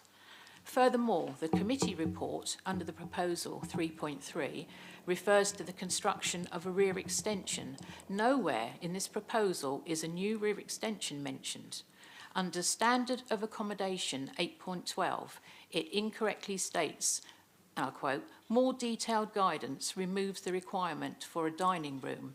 Referring to HMO document on page 7, it clearly states no designated communal lounge area is required and only kitchen and dining area is required. On other matters, 8.34, Southern Water have not been consulted. I rang them myself last Wednesday, the 22nd of the 5th, 24, so they cannot have undertaken the favourable death study. In summary of issues 1.1, the Right Honourable Penny Mordaunt MP sent an objection letter which was wrongly classified as a comment. What other entries are incorrect? How can judgments be made on incorrect information? Contrary to the application form, there are very important trees and bushes with nesting birds. The committee should have a picture there showing the back garden with 2 large trees at the property, and it has been empty since the end of January 24. Everyone needs a roof over their head, but it has to be the right roof. This proposal has too many problem rooms. The kitchen diner, bedrooms 5, 6, 7 and the en-suites all have inadequate floor area after reductions for unusable space are removed.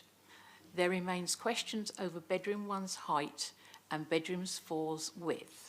The drawings are not detailed enough when considering such minute margins. Unusable space must not be included.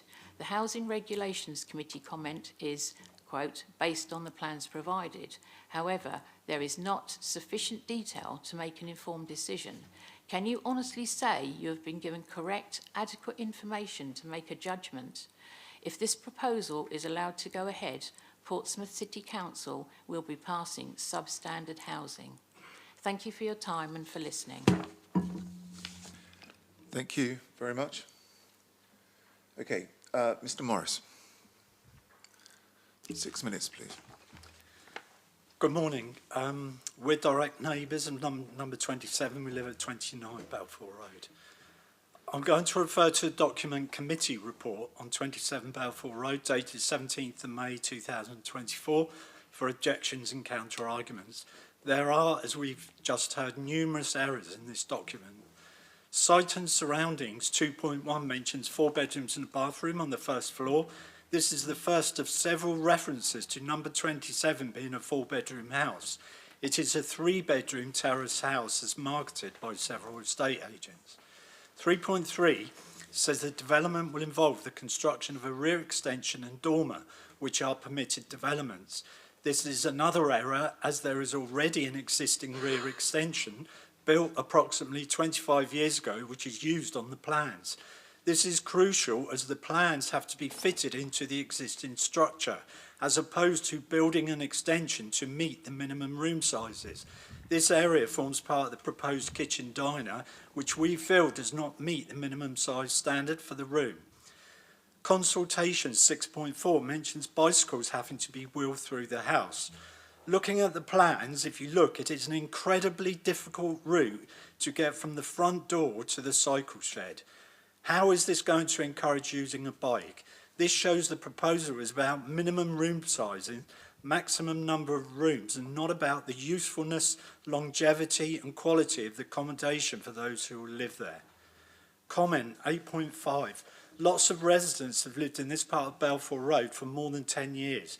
Residents at number 52 Balfour Road mentioned in their objection that they were searching for over a year to find a suitable family home in a family area. There is overwhelming resident objection to the proposed HMO, which is not in keeping with the character of this section of Balfour Road. Chichester Road and Laburnum Grove, which are at either end of this section of Balfour Road, and the other sections of Balfour Road have numerous HMOs already, as they are much bigger houses. 810 states that the submitted plans have been checked by officers. The measured room sizes have been used for assessment purposes.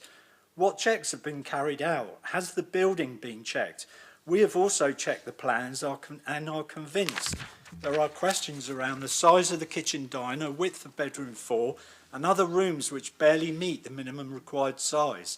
The proposal should be thoroughly scrutinised by the planning department, which involves more than merely looking at the plans, which do not have detailed measurements other than room area. 8.12 mentions bedroom 4 as a small area of corridor, but why is there no mention of the long corridor leading into the kitchen diner? This is clearly not a useful space and should not be included in the kitchen dining area as stated on the plans. The width of the corridors on the first floor have been reduced to try to meet minimum sizes in bedrooms 3, 4 and 5. The corridors are already narrow as we live in similar houses. They will have to be shared with the 3 residents sharing the single shower room on that floor, and also the 2 loft residents to gain access to their bedrooms via this narrow corridor. 8.16 and 8.18 say there is no significant impact on living conditions of adjoining occupiers. We disagree. There would be an increase in noise due to the following. More coming and going through the front door, which is only 2 metres away from our front door. More TV and music playing from 7 individual residents. More noise due to removal of brick walls, ceilings and chimneys, replaced with plasterboard walls. These are very small terraced houses and noise travels through the party walls. Residents gathering in the kitchen diner, cooking and socialising. The windows and side back door face number 29. More residents in and out the side back door to the garden and gathering around the area, which is within a few metres of the back door of number 29. More noise from residents in the garden. The garden fence on the boundary in number 29 is broken and in need of repair, which reduces the privacy of number 29.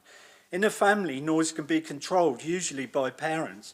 In an HMO, nobody is in charge, so there is no filter for 7 individuals. Nobody to tell them to make less noise. According to PCC's own documents, there are 10 times more complaints from HMOs than from family houses. The kitchen diner door that looks onto number 29 could easily be moved to the rear of the extension. This could be, there could be a plan to replace the garden fence from number 29. Considering the huge amount of building work proposed here, this would be a minor adjustment if consideration is to be given to the impact on neighbouring properties. Environmental impact. There are 5 shower room toilets in the proposal that do not have a window and therefore will need light and extractor fans when they are used. There are also numerous dark corridors which would need a light during the day. How is this environmentally friendly? We should be using a minimal amount of energy in refurbished buildings. This is a step backwards. Surely it indicates there is no room in this dwelling for all the proposed rooms and services, and it's a vastly overdeveloped and unsuitable proposal. In summary, 27 Balfour Road is too small to be developed into a 7-bedroom HMO. It is a huge overdevelopment of a small 3-bedroom terrace house. We feel it does not meet minimum shared use standards in numerous rooms. It is in the wrong location, and these houses are first-time buyer houses in a family-orientated road. An HMO will upset the dynamics and character of this section of Balfour Road, and planning permission should not be given. Thank you for the opportunity to share our objections. Thank you, Mr. Morris. Thank you. Councillor Swan, you'd like to give a deputation. Thank you, Mr. Chairman. Firstly, I just want to save the committee the trouble of getting into the political mud by saying that Michael Gove has done some very good things. However, the permitted development changes are not one of them. Furthermore, I know potentially I'm going to be criticised for voting against the local plan last night at full council and ridiculously be accused of wanting there to be no planning controls, etc. It's just not true. I keep extremely well in touch with the views and concerns of the residents of Copner and Anchorage Park, and I'm representing their wishes in voting against the policy on HMOs that is just not strong enough. I work for them, and they are my bosses. It's that simple. I'm objecting to this application on the basis that the property will not adequately accommodate 7 individual adults, let alone any guests or partners that might stay at the property. Several of the rooms are worryingly close to the minimum size requirements. For example, bedroom 5, which is 10.5 metres squared, has less than a 0.5% margin of error and must be right on the legal requirement. I wonder if it can be confirmed, if this has been assessed in person, to confirm that the rooms actually do meet the requirements. I live very locally to this application in a pretty much identical property, and the notion that these could adequately and comfortably fit 7 people, not including any guests, etc., is frankly ludicrous. The space is not conducive with helping with good mental health, something I speak about with authority. My mental health is adversely affected if I'm in smaller spaces that make me feel closed in or trapped, and it makes me feel panicky. I do have serious issues with what is considered a humane living space. The issue with party walls and noise is an issue that we have heard time and time again, and it's one that has never been addressed. The nature of properties in the city means that there is not a lot of sound protection from neighbours, and when we're seeing a large increase in the originally planned occupation of properties with people potentially working shifts at all times of the day and night, what protection do residents have against noise, bearing in mind that no application seems to include any protection against this, and I'm sure any developer respectful of residents would agree that this is a glaring omission and something that really needs addressing going forward. It also needs highlighting the misnomer that the developments represent affordable housing. Circa £850 a month is a significant amount of money, and I just don't see that as affordable housing, especially as a cursory look will bring up flats in the similar area of £750 per month, many at £650 per month. But I guess when we're talking about HMO properties bringing in circa 6k a month, it's clear that any altruistic reasons for pushing these developments are dishonest, and it's really all about profits, profits, profits. I'm incredibly grateful for the detail from the deputies we have heard on this application. Their input is relevant and compelling, and I stand with them in the steadfast belief that this application should be rejected. Thank you. Thank you, Councillor Swan. Okay, we'll hear from the agent. Again, everything I've previously said for the other application stands. We only design shared living homes that are fully compliant and exceed all the size standards. We have multiple live HMO applications across multiple authorities over the South Coast, and only here in Portsmouth are we subject to this level of criticism. HMOs are needed in our cities, and public perception needs to change. Portsmouth size standards and finished HMOs are amongst the strictest and best designed in the UK. This should be celebrated by the residents of Portsmouth, as the policies put in place by this council have ensured high standards across this city, which is not replicated in many cities across the UK. All bedrooms in this property exceed 10 square metres, meet or exceed 10 square metres. In response to public comments regarding the communal space, when all bedrooms exceed 10 square metres, the required standard is 22.5. Again, this property meets that standard. The permitted development works that facilitate the additional space are just that. Any single dwelling without imposed restrictions can lawfully add to their home this way. There would be less public outcry if the same operations were carried out to increase the size of a dwelling for a family of 6, which is not uncommon, nor is the presence of multiple cars, antisocial behaviour or noise strictly associated with the presence of HMOs. There are multiple objections I see to this application, and I can only hope that the finished project alleviates some of the concerns brought up. Our clients are not looking to fill their properties with anyone other than those that appreciate and respect the homes available to them and want to be part of the community around them. In the current climate, many cannot afford to purchase a property or even save for a deposit without the option to give them a chance to live and work in comfort until an opportunity to get on the property ladder is more plausible. To bring some of the objections, to confirm a few things, the ceilings in all the rooms are a minimum of 2.3 head height. This is a requirement for both building regs and licensing. The minimum room size widths are 2.15 and all of the rooms exceed that. Our designs have never been subject to refusal of a HMO licence, and we would not design a scheme that did not comply with all relevant regimes.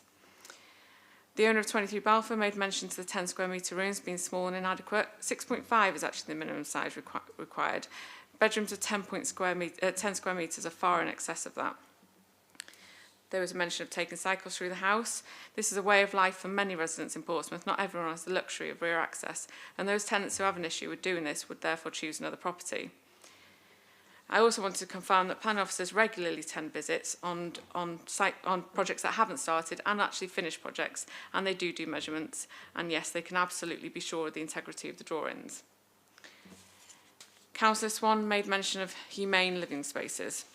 As previously stated, Portsmouth demands some of the largest size standards in the UK, so to describe them as inhumane is frankly ludicrous. This application fully complies with all of the policies and supplementary planning documents, and I urge you all to fully support the officer's recommendation today. Thank you. Thank you. Okay, ward members. Councillor Adair. Thank you, Chair. When current residents bought their homes here, they never expected to see the family homes around them being bought up to turn into shared housing, HMOs, bedsits, or whatever you want to call them. Balfour Road is a pleasant residential road, but residents are worried about the changing character of the street and surrounding neighbourhood, evidenced by the large petition and number of objections sent in. Whilst out and about, we called on residents near to the application site. Of course, not all were in, but those we did speak to did talk to us and say they were anxious about the application and the change of character in their street. The residents we spoke to knew that your hands are tied by central government, but we respectfully request that you take into account the sheer weight of public concern raised by this application. You can see from the report there are great concerns over many issues, including parking. Residents have raised concerns over space standards inside for communal use and the rooms. So we ask you to look closely at these whilst making your deliberations. So far as GPs, school places and other public services are concerned, we know that pressure must be put on the government to fund these services properly. Having talked to residents nearby and in the area, overwhelmingly the two main concerns are the loss of family housing and the impact on parking.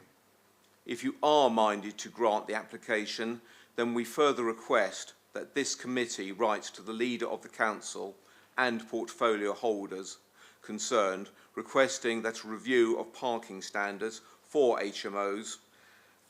Finally, we ask that you protect the residential nature of this neighbourhood. The application is out of character with the existing family uses and increases pressure on street parking. For all the reasons described by residents, we ask you to reject this application. Thank you, Chair. Thank you, Councillor Adair. I'm not sure if that counts as your first speech. Actually, it may do. Councillor Hunt. Thank you, Chair, and members, and especially the newer members on the Planning Committee. It is an arduous responsibility, and I left it last year. So, and I did that because increasingly I saw that the committee just had to roll over for government legislation, which is something that Councillor Swan did indeed comment on. And I wasn't going to nail him for it because he's not responsible, but his party is. The deregulation, what enabled this small family home to come here today seeking, the applicant seeking an HMO use there is deregulation of planning law, so that you get permitted development at the back, which enables more people to go in, and that is the real problem behind this. If there hadn't been permitted development, that at least that part of Balfour Road probably wouldn't be facing these sorts of applications. So I need to thank, and I want to thank, we all want to thank the deputies for coming along today, and particularly you will have noted the diligent investigations by Mrs. Haskell and indeed Mr. Morris, and she raises really important matters. She's picked up on them, she's read the documentation, she's probably more informed actually than anyone on the committee today, maybe apart from Councillor Mason, and she raises those concerns that I used to make about the layout of the property, so that even though it appears that room standards are met on paper, when you actually go in and live there, the room standards are not met because of the configuration, for example, of the kitchen, and that there are units around that take up this communal space. So the way something is configured should be part of your considerations to ensure that communal space and room sizes actually are what they appear to be on paper. I have to thank Ms. Haskell too for going out and working hard to get a petition up of 180 odd names. Really hard work, and it shows really and truly the concern that they have as described by Councillor Adair. I'm not going to repeat anything that Richard has said, except to say that we know it's difficult to consider these matters. We know that you get blamed, as it were, for some of these things that go through. But truthfully, the truth is that this is the 10% rule that we debated yesterday, despite what Councillor Swan thinks, is the best defence that we have in this city. Residents in, just if you allow me for a moment, residents in Margate Road didn't have the benefit of that 10% rule, and now we see that about 80% of the houses along Margate Road and Bailey's Road are in multiple occupation, and that has completely destroyed the character of that area. I would ask you members, and I have a form of words for you, so you can all get your pens out and start scribbling them down. This is a reason to oppose. I think we'll make our own minds up about okay. wording. Having regard to all material planning considerations and representations, it is concluded that the proposed change of use is out of character and inappropriate for the street and an overdevelopment, that the established family homes in Balfour, out of character with the established family homes in Balfour Road, and the increased parking will have a detrimental impact on residential amenities, and that the room sizes are inadequate as described by deputies, and therefore the application should be rejected. And if you want to come back to that later on, when you decide to vote this out, I'm happy to repeat it. Okay, thank you. I'm grateful for your addition. I care about you. Thank you. I know you do. Okay, we've heard all the deputations. Jason. I do apologise. Councillor Fasackley. Thank you very much. Sorry, I had to leave the room. Sorry, I shouldn't be able to miss you. I apologise. I had to leave the room for a course. My apologies. And again, apologies for any duplication from the drawbacks in speaking last, but so be it. So, members, first of all, planning committee members, look at the strength of local feeling from this in respect to this application. 57 objection comments and 188 signature petition. You've got 3 ward councillors. All 3 ward councillors are objecting to this. You've got a ward councillor from Copner objecting, and you've also got, as I understand it, although it's been noted as a comment, representation objection from the MP for Portsmouth North. I mean, I struggle to recall an HMO application in Nelson that's ever attracted such a degree of opposition as this, and I think it paints a clear picture of concern by residents and councillors, and I hope the committee will recognise that for the many reasons that have been given. So what we have here is an application to turn a prior 3-bedroom family home into a 7-bedroom dwelling. Sorry, I've got my teeth in today. As been highlighted by several of the residents given their deputation, this application is both impractical and an overdevelopment. Firstly, the communal kitchen is too small. The calculations calculated by one of the deputations, and from what I've calculated myself, it's less than a legal requirement, and I look to the planning officer for comment and clarification. Several other points in the report also raised concerns.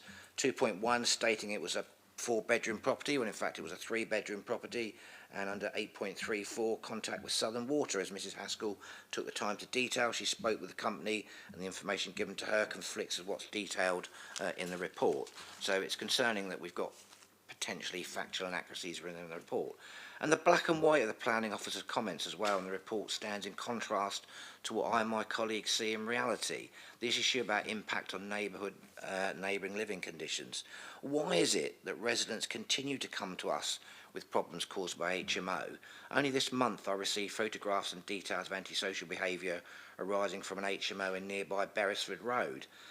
It would be generally useful to know what actual details Appledore Limited hold of the problems experienced by neighbours next to or in close vicinity of the HMOs that companies championed before at this particular committee.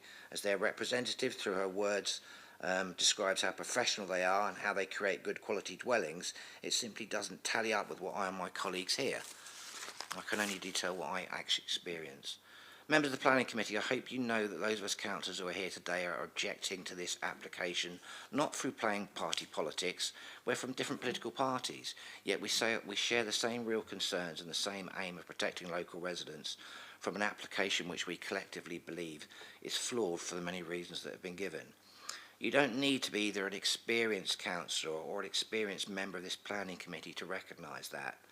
Yes, there's a need for housing within the city. Government imposes targets for PCC to meet, but not through financial driven applications that put profit before people and quality ahead of quantity. Sorry, quantity ahead of quality. What's striking in this application is just that. Lack of usable space, cramped living conditions for occupants. In several of the rooms, the bare minimum floor size is stated, with no room for error. Yet what's been highlighted, unusable space, includes circulation spaces behind doorways, for example. Bedrooms 5, 6 and 7, I think, fall into that particular area of concern. Thus, they're below the 10-metre requirement of usable space on that basis. There's no communal dining room. All you've got is a small communal kitchen space for residents to use, and I believe that to be unsuitable due to the already highlighted mention about corridor access. So members, please listen to what's been said to you by residents and by members here today. Look at the facts as they stand. This application is flawed. I think you've got real grounds to reject it, and I ask that you do just that. Thank you for your time. Thank you, Councillor Vazaki. Apologies for missing you earlier on. Okay, I think we have heard all the deputations now. Ian, there were a number of inaccuracies raised by one of the deputies. Are you able to address some of those matters? Sure, I'm not sure there are any real inaccuracies within the report, but I'll provide some clarifications. Certainly the references to 4-bed rather than 3-bed, the applicant's submission of the existing layout shows that a ground floor front room is marked up as a bedroom, which clearly it lawfully could be. Now, realistically, when it was last used as a family home, I would expect that was a lounge, but that explains the differential on the plans we have formally submitted show 3 bedrooms on the first floor, 1 on the ground floor. If there is any typos surrounding that, apologies, but that I think is the core of the confusion between the two things. Just to pick up on some of the issues around the private sector housing guidance, would highlight, of course, it is private sector housing guidance, not the planning guidance, but we do reference it in our SPD, and all corporate guidance has a material factor in your consideration, so it's down to you what weight to apply to it. some of it crosses over into other more relevant documents. So the minimum bedroom widths, for example, that's actually from the nationally described space standards.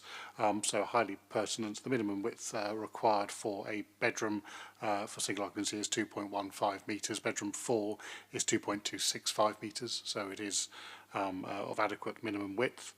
And then pretty another thing to comment on. So we do, of course, check all plans in detail and, where possible, check development on site. But obviously, planning should occur before development, so we can't measure it on site in most cases, and it will depend on whether the developer has chosen at risk to progress with any internal alterations or other permitted development alterations. But just to pick up on the two other points raised, usable space behind bedroom doors. It indeed does say that in the private sector housing guidance. This is not new information. This is 2018 guidance, which is one we reference in our SPD. Quite clearly, it is not implying that a bathroom should have additional space above and beyond that behind the door. Most people utilise a bathroom with the door closed, so it's not unusable space from that expectation. And I think some common sense can be applied to that. The communal kitchen dining space, it's a very valid point, and it does have an area of access corridor by the applicant, the objectors' concerns that reducing it to 2.49 square metres against our 22.5 requirement. So again, 22.49 against our 22.5 requirement. Members will be unsurprised for me to say planning is not a numbers game. It is looking at whether that is a usable space. That is what officers have done.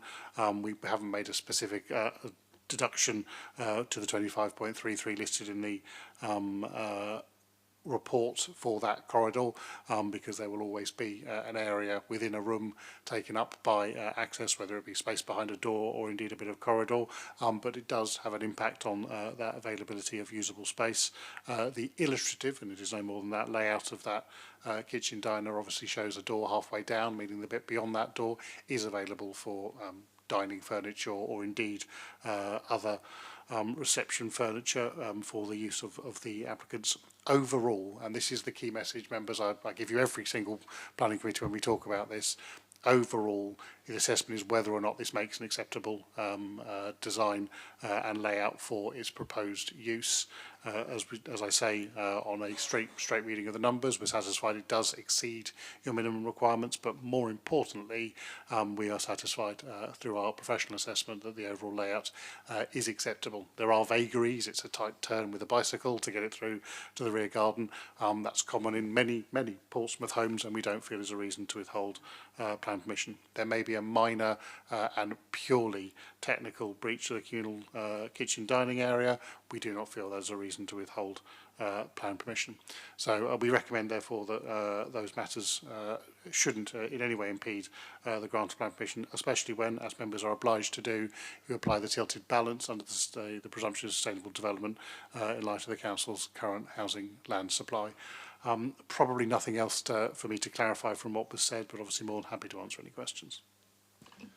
Thank you for that. Clarification of those things. The other thing just to remind everybody, of course, we've heard the impassioned deputations, and I know Councillor Adair referred to the sheer weight of public concern. Not a matter for us to consider. It's not a material planning consideration whether we agree with that or not. That's not for us to consider in this matter. Okay, members' questions. Comments? I mean, we do not do this by numbers, so we have to consider the usable space. The kitchen is difficult. That bit by the door is not usable, I don't think. But we've got 22.49. If you that was the number provided by the objector. I don't have any particular reason to disagree with that. Yeah. So if we take off that bit of corridor, what are we down to?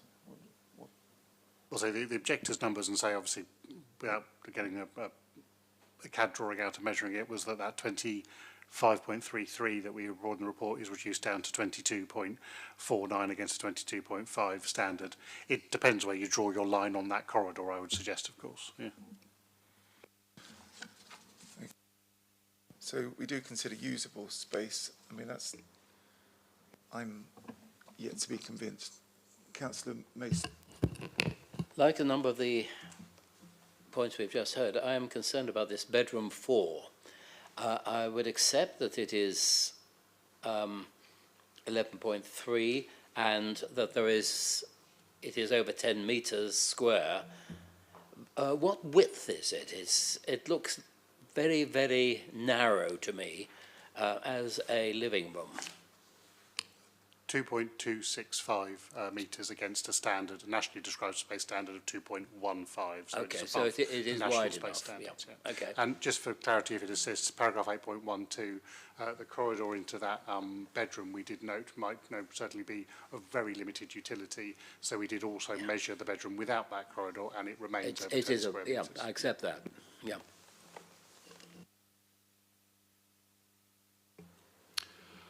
It's probably not the biggest issue on the or concern, but I do have a question. In terms of the cycling, I have regularly thought that actually it is not very practical for people to be expected to be taking their bike through a house on a day-to-day basis, which is one of the reasons why people don't do it. But this application in particular has a right angle bend and 2 doors actually as part of the corridor. Is that not a material restriction on the ability to people to get bikes through? Is there guidance or standards about the ease with which the bike must be capable of being taken through the home?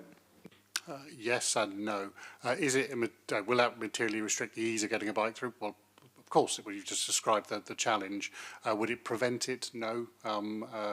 Where we have looked at this in some detail, we've seen some very convoluted routing through, but we've had an attempt at tracking routes through with bicycles, and indeed many staff who live in not dissimilar layout of homes have also given feedback in discussions we've had as a department about how they move their bicycles through there. There are no standards, unfortunately, that we can apply to it. Undeniably, it is less convenient than it otherwise would be. As I say, however, this is a common feature for terrace properties in Portsmouth. It would be lovely if everyone had rear access and we wouldn't need to take bicycles through. It would certainly make it a lot easier to promote cycling, but it doesn't prevent it. And I think trying to withhold plan permission on the basis that someone who may choose to have a bicycle, we can't force them to, we encourage them to, would be further discouraged by the layout, would be a very difficult argument to win on appeal. Ian, there was a question about some water. Statutory consultations? Yes, so Thames Water isn't a statutory consultee for schemes such as this. We do occasionally consult them if we believe there is a point of concern, and certainly we've seen sites where that's been a concern specifically raised by members before. Obviously, as I've told members in the past, under the Water Management Act, there is separate legislation out with the planning process to ensure connection to foul water and connection to fresh water, and under those regulations, it is for the developer to work with the statutory undertakers for foul and fresh water to make those connections and make any necessary enhancements to it. Obviously, this is not any new connections, they already exist, and if the statutory undertaker is dissatisfied that they have adequate capacity, they have the rights to seek funding from a developer entirely outside the planning process. Comments? Chair, I had a question still. It was a question, forgive me, it's my ignorance. Noise has come up several times today, and I know that sometimes the developer will say that with a modern redevelopment of a property, they improve the sound insulation between properties versus what is normally there in a typical Portsmouth home in this sort of an area. But do we, as a council, have a particular statement about noise and noise level within a property? Is there anything there that can be the basis for our consideration?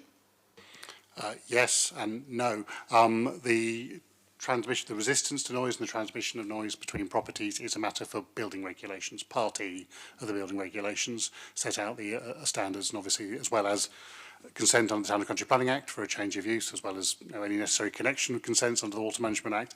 They will obviously need to undertake the necessary approvals for building regulations, and noise transference between and around properties is covered by building regulations and therefore falls out with an appropriate consideration for planning and any necessary conditions or obligations. It differs if we were putting in a nightclub or a licensed premises or something of that nature with abnormal noise that will require some physical alteration to the building, but normal sound resistance, necessary insulation between buildings, windows, etc. is fully covered by Part E of the building regulations.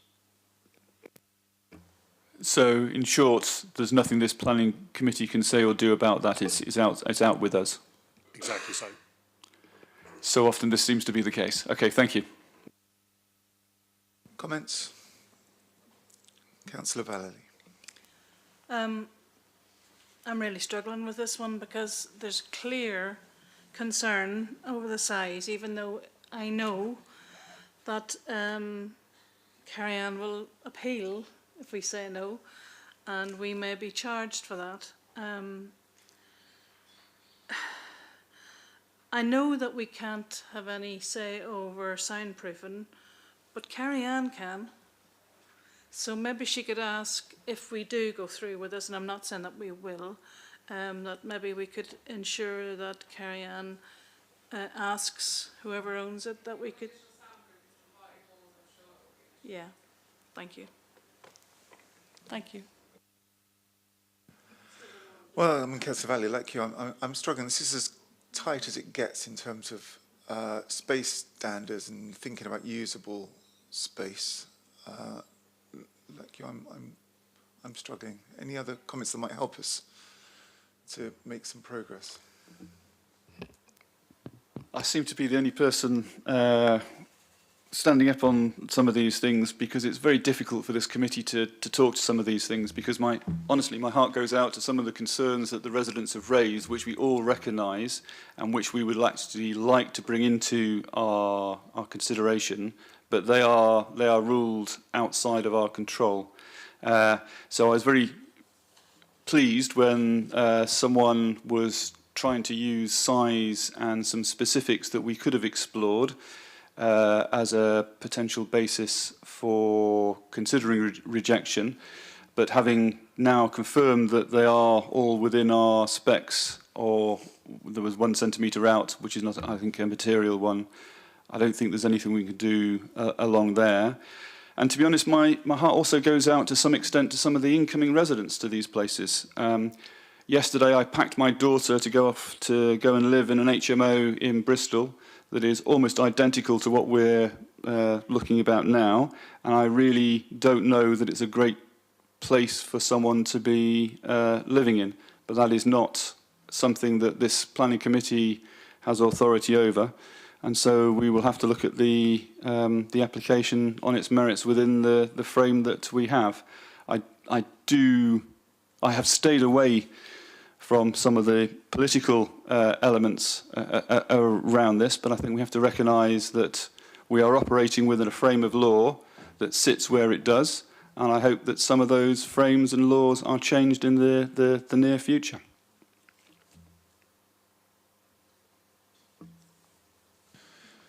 Okay. Hugh. I'm very much in the same position as Councillor Candish. I don't like this one. I don't feel easy with this one. I usually feel quite easy with most HMOs, but I don't with this one. Partly because of the configuration with this central corridor, the doors. It's not going to be I think, a very pleasant place to live, but it meets our requirements. Okay, only just, but it meets our requirements. I can see no reason why, were we to scrabble around and find a reason to turn it down, we would not be overthrown by Her Majesty's Planning Inspectorate, because it does meet the standards which we have. and therefore, with some reluctance, I propose the officer's recommendation.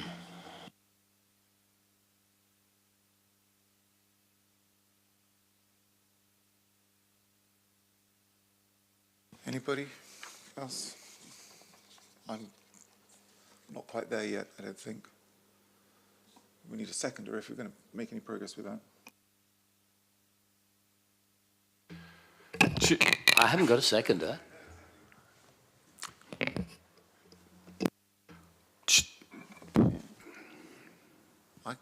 I'm not there yet.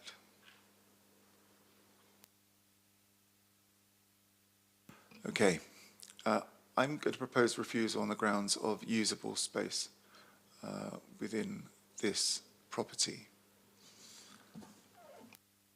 Chairman, can I just clarify that is the communal space in light of the orientation and configuration and thus your concerns under policy PCS 23 of the local plan? Two proposals. Councillor Dorrington. Is it possible to get some kind of confirmed clarification upon the space in the dwelling as it lands at the moment and the space in the dwelling once it's developed? Well, so the space in the dwelling as developed is as laid out in paragraph 8.10. They are the approved plans and we're satisfied in checking that. How much of the communal space, that 25.33, you judge to be practically usable in a way that will meet the future needs, make a good living environment for residents, is a matter of judgment, not a matter of numbers. So it's applying that judgment. Is a room that is in absolute provable truth, 25.33 square metres, but where a proportion of it, and exactly how far down that corridor does it start being usable, is a degree of judgment. Certainly there's a couple of square metres. The objector's suggestion is it reduces the usable space to 22.49. Other numbers will be available, so it's where you feel that that would change, whether that orientation and configuration, as much as the floor space, does create a good living environment. We know a perfectly square, perfectly accessible 22.5 square metre space for 7 people is an acceptable living environment. We have many good examples of it across the city. This is an unusual configuration and layout for it, and if you feel that that configuration and layout, as the chairman has just made a motion for, renders that space below a good living environment, the wording of PCS 23, then you can vote to refuse it, and obviously the applicant will have to make that argument on appeal should they wish to do so. But it's a matter of judgment rather than numbers, so that the numbers you're going to get are as good as you're going to get in 8.10. It is now for members to apply their judgment to it, which obviously I can keep talking around numbers all the time, but it comes back to that point.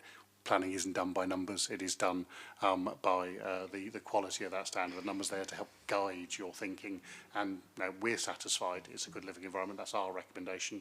Members may come to a different view. Thank you. I think Mary, you were first. And I would usually agree with you, but on this occasion I have to second your refusal. Thank you, Mary. Peter. Chair, I was just about to second Councillor Mason's on the basis that it is very, very close to the wire, and this committee has complained before about what it can and cannot do, and it is a finely balanced decision. I'm also mindful that we also have a responsibility to the taxpayers, the council taxpayers of the city, about not raising appeals which are almost inevitably going to fail because we have failed to find sufficient grounds to support an objection, and this one is right on the cusp. I will support my colleague, Councillor Mason, but it is clear the committee is split on this. This is as tight as it will get to new members for these type of applications. Well, as Ian said, this is down to our judgment now. So we've got 2 motions in front of us. The first to be proposed and seconded, I think, was mine. So we'll take that That's first. correct. Yeah, okay, thank you. So we'll take that motion first to refuse on the grounds of usable space and configuration. Those in favour, please indicate. Against? Okay, thank you.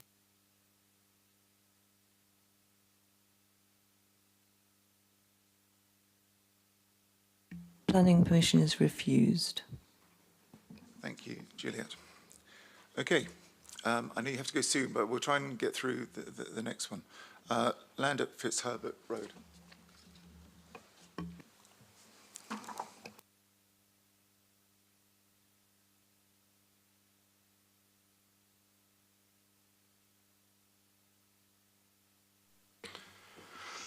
Thank you, Chairman. Land at Fitzherbert Road. This is an application for a multi-storey car storage facility, workshops and office building with associated hard and soft landscaping at a car sales site in Fitzherbert Road. So that's the site there. Would you mind? Thank you. That's the site there up in one of our industrial estates in the north of the city. You can see it's largely an undeveloped site at the moment. There is a one building on there, but it's open car storage at the moment from that top right-hand image. And almost a bit of orientation in case you don't know where we're talking about. Right up in on the mainland for Portsmouth. That is the image of the site. You can just make out the existing accessway and bellmouth and entrance gates, which do actually, we understand, limit the ability of car transporters to easily enter the site, meaning that car transporters often offload from the highway. Some more images just to really point out this is a big site full of cars. This is the proposal. 3 buildings. The large red rectangle is the multi-storey car storage building. The green square is the workshops, and the blue rectangle is a 2-storey office building. As you can see, the rest of the site is equally then laid out for car storage, and you can just about make out on that right-hand image the new entranceway and tracked route for car transporters to be able to enter and leave the site in forward gear. The car storage building is a significant scale building, 3 stories on the northern end, adjacent to Zetland Road, the residential boundary to the north, 4 stories as you come down onto Fitzherbert Road. There is the rear and front elevations and a computer CGI of the building. You can just see the 2-storey office building in front of it in that lower image. Hopefully that's not too confusing. That is the layout, so we actually have a sort of display space on the ground floor to the left, top left image there, and then car storage across the rest of it, with solar panels positioned on the upper floors of the structure. This is the office building, pretty self-explanatory, layout inside with a significant amount of commercial floor space and associated economic benefit that would derive therefrom. And then finally the workshop building, again fairly self-explanatory, series of bays for working upon cars. Again, that is probably a clearer image of the building. The vertical cladding elements, which are shown in this CGI, have since been removed through negotiation. Officers felt that they added a lot of unnecessary bulk to the scheme, which obviously would be a permanent feature for a structure that would actually have relatively limited movement. This is not a public multi-storey car park. This is a car storage facility. So you're not having cars driving in and out 24/7, 365, 30 cars an hour. It's a large structure. There'll be a lot of movement, but any baffling or disguise that that cladding would make, we felt, was certainly outweighed by the additional mass that it would be detrimentally adding to the structure, especially to the rear when viewed from Zetland. So some assistance from this drawing. You can see on the left there the proposed building with the cladding, which has since been removed design. There are a few trees, including some mature trees, along this boundary, but at the moment, obviously, most of the site is a vacant plot, albeit you can see commercial buildings through it, and this would add a new industrial building within the views across the road from facing properties. It is a well-established industrial site, and we do feel that that view of it is not causing material adverse detriment, but clearly that impact is a key consideration. We're satisfied the buildings don't, however, cause any direct loss of sunlight and daylight, and that's been evidenced by the necessary sun studies as illustrated here. That is a view of the existing site from Zetland, so the residential view, if you will, and obviously that will now include both the workshop and the car storage building behind that line of trees. They are looking to supplement those trees, that tree line, to help ameliorate and soften that appearance, but obviously that's only going to cover the ground floor areas of those two buildings. However, and I'll just take you back to probably that as an illustration of roughly where they are. However, overall, it is felt that this is a beneficial commercial development of a well-established commercial site within an industrial park. The potential adverse impact on outlook for a couple of properties is relatively minimal. Of course, there is no right of a view under planning law, so it is just whether that has a visually dominating appearance. But certainly, while there has been a gap in the elevation along Zetland Road because of the lack of development on this site, it is a well-established part of the character of the area that those residential properties of the adjacent estate are looking at an industrial site, and we do not feel, therefore, that visual intrusion is anywhere near that which would be deemed unreasonable. Weighing that against the benefits to local economy through providing greater employment opportunities and some likely opportunities to enhance transport and highway movement by being able to move transport, car transporters off the road more easily, it's felt that this is overall a significantly beneficial scheme to economy with few, if any, notable adverse impacts. We have one additional condition to add from the SMAT, which is from the Environment Agency, that have asked for a watching brief in terms of contamination, which we are recommending you impose. But other than that, the recommendation stands as listed in the agenda, and you have the agent speaking on behalf of the scheme, but otherwise happy to answer any questions. Thanks, Ian. Mr. Patty. He's not here. Oh, he's there. Thank you, Chair. Who's who? Yes. Thank you, Chair, and members of the committee, for allowing me to speak today. I'm speaking here in support of the application on behalf of Vale Williams, who are planning consultants for the applicant, Richmond Motor Group. I'm here in support of the planning application before you for the construction of a multi-storey car storage facility with car workshop, office buildings and associated landscape improvements. The proposals before you are recommended for approval as outlined in your officers' committee report. The planning application followed a pre-application discussions and public consultation event. The public consultation event invited 470 residents and business addresses, and of those, 42 residents and 2 ward councillors attended the public consultation event, which received a 71% in support response. It is noted, however, that unfortunately 6 objections from members of the public to the planning application before you, and this committee speech seeks to take the opportunity to address some of these matters, but also acknowledges that the planning officer's report also takes these matters into consideration. The proposals will remove a significant amount of current on-street parking by staff who are currently unable to park on site, and will also remove the current need for the transporters to wait along Fitzherbert Road. Car transporters within the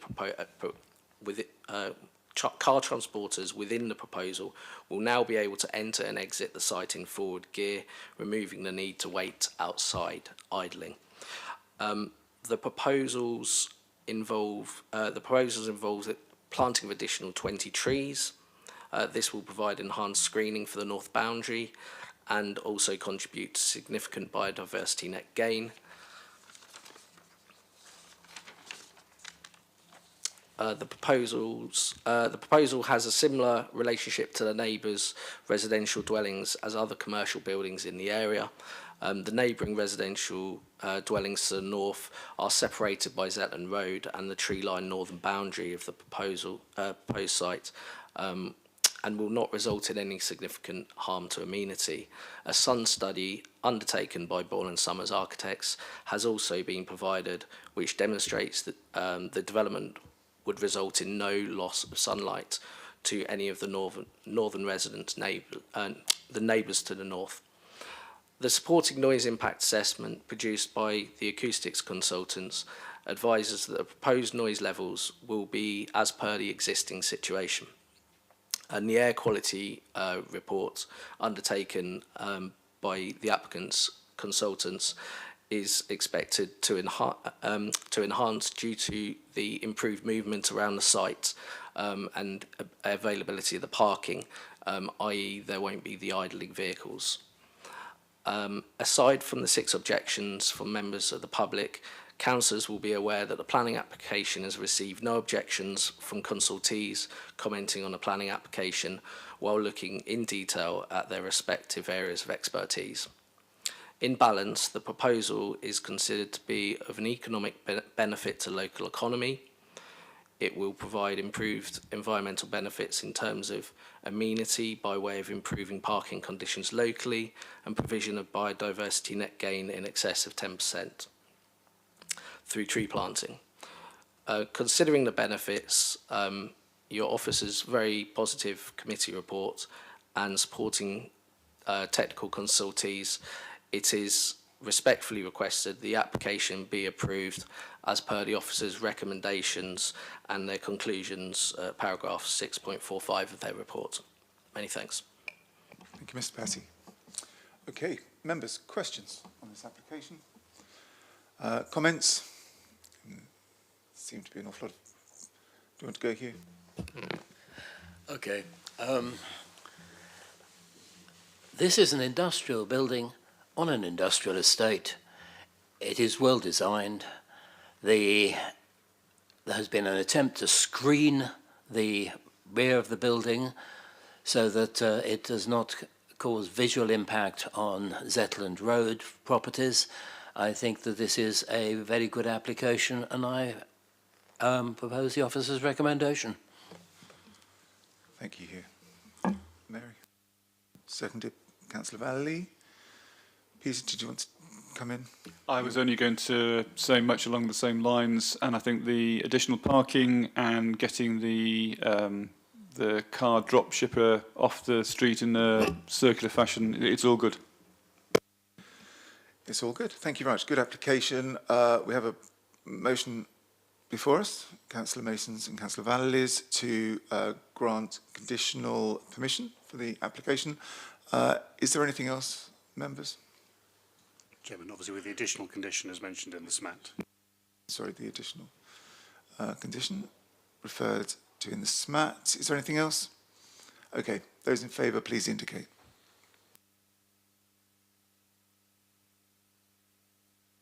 That's unanimous. Planning permission is granted.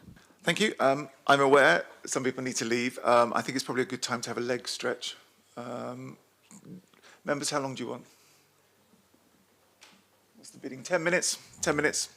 Okay, back here at 10 past, please. Thank you.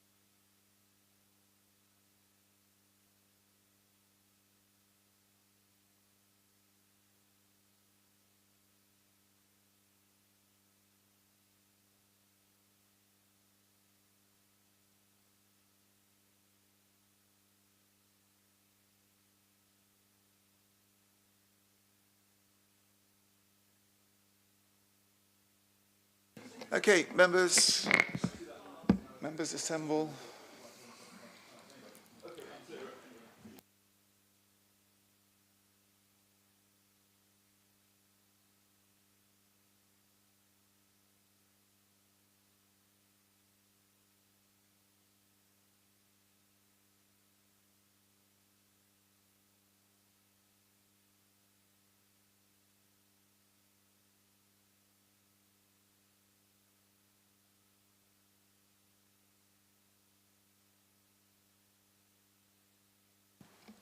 Welcome back, everyone. Members, you'll be delighted to know that we're mixing it up a bit for the second half. So the next item would be Almesbury Road, to enable people to go and do other things. And then Kensington, Shadwell, Marmion, and Balfour, which is the published agenda.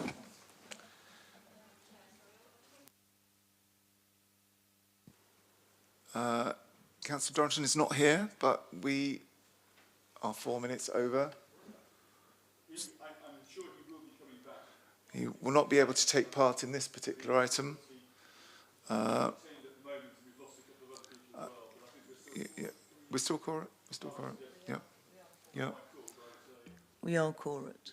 Hopefully, we haven't scared off all the new members to the committee. Okay. All right. Almesbury Road. Thank you, Chairman. Almesbury Road. This is an application by the City Council for the construction of access ramps on the verge at Almesbury Road. This is Almesbury Road. Looks like that. There's some, I think, useful imagery.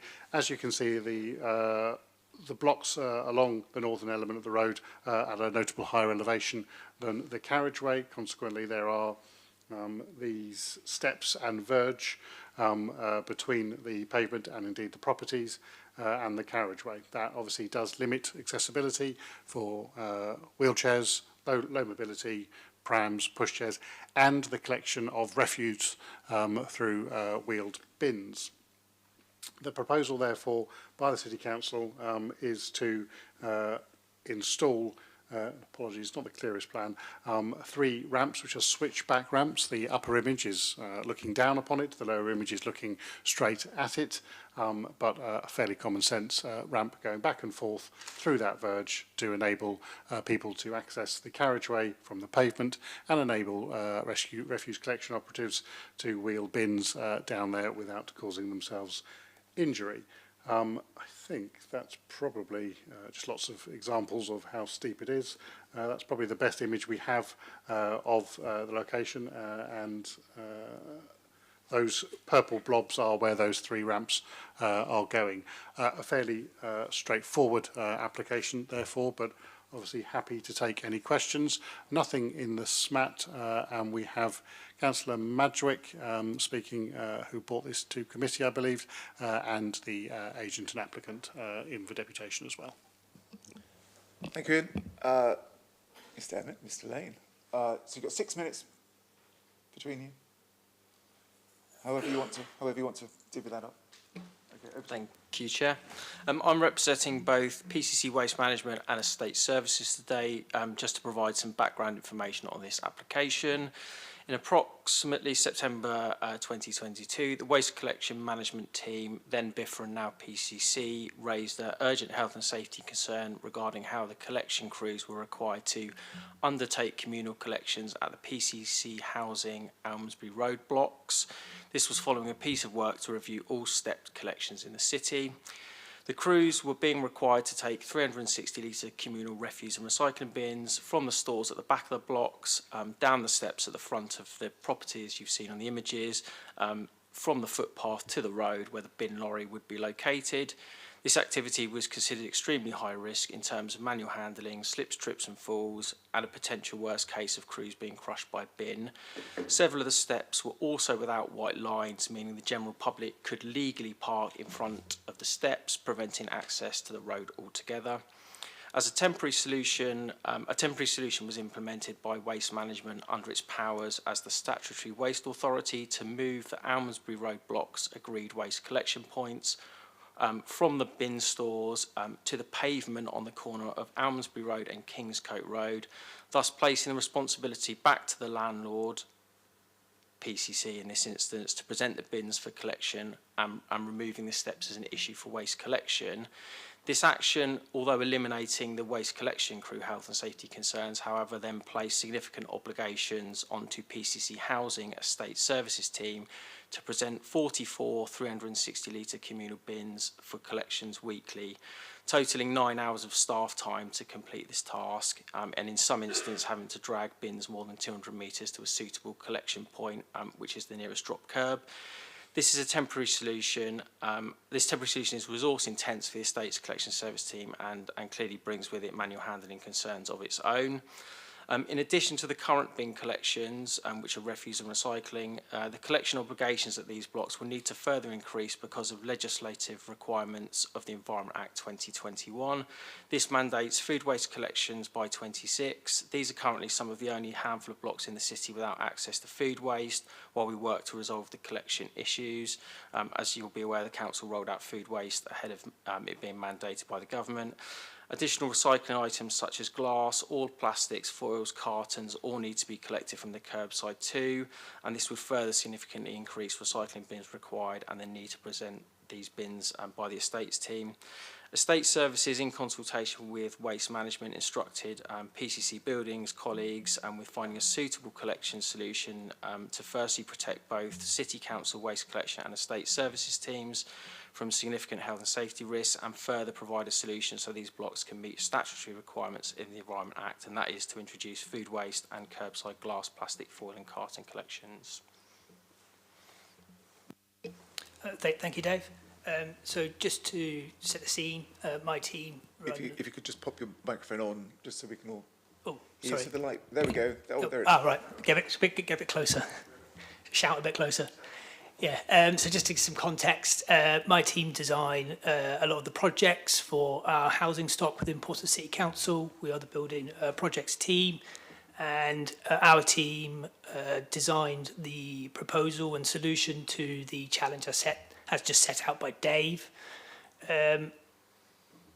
The overall solution, in our opinion, was to form the 3 ramps as seen in the planning drawing above, which are compliant with building regulations, and we've obviously submitted a building control application.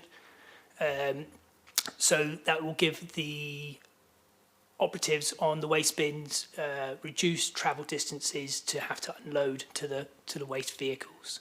I think the solution reduces the overall travel distance to the operatives by over half. So as I think Dave pointed out previously, I think travel distances were in excess of 100 metres. That will reduce now in some instances to about 40 metres, so significantly reduced travel distances. And the ramps proposed, we believe, are in keeping with the surround, the residential surround, with a brick finish, as opposed to something maybe a bit more unsightly or less aesthetically pleasing, such as concrete. So I've tried to be sympathetic to the area, whilst maintaining an accessible scheme. There's an additional benefit in that not only can the ramps obviously be used by the waste collection teams, they will obviously be able to be used by those with accessibility issues, so it would negate them having to use the steps, which is a consequential benefit, I think, of the scheme. And I think just to top and tail it really, I think we appreciate that there were some initial concerns raised, particularly in regards to reduced parking. We've been able to show, I think, in our planning application that the parking won't be adversely affected. I think by the introduction or the inclusion of the ramps, we would lose approximately half a metre to a metre of parking along the Almondbury Road, which I think was probably the biggest residential concern. Thank you. Thank you. Thank you both. Thank you. Councillor George Magic. Thank you, Chair, and Thank you, committee, for listening. As you know, originally I put an objection into this application. I've changed that objection to a neutral view. So I'm really here today not to object to this plan and not to support this plan, but just give the committee a bit more information for them to formulate their own kind of decision and understanding. The reason I originally objected to it and called in was because, and this isn't a planning consideration, but obviously they put the plans in without consulting the ward councillors and then put our email addresses and names on the letters, and we got bombarded with all these objections without knowing what was going on, and we obviously weren't consulted on it. And I do appreciate Councillor Ashmore and David and the team of withdrawing the application and working with us on our concerns. So that's the first thing. I do appreciate that. It's been mentioned about slips, trips, falls and crushing, but just so the committee are aware, there's been no example of that over the decades of history of this happening. Yes, I guess in theory that could potentially happen, but you could get injured walking down the street. So I don't think we should consider that because, as I say, those buildings have been there for a century now almost, and the bins have been emptied using that same method that we're still using today, and there's never been a problem.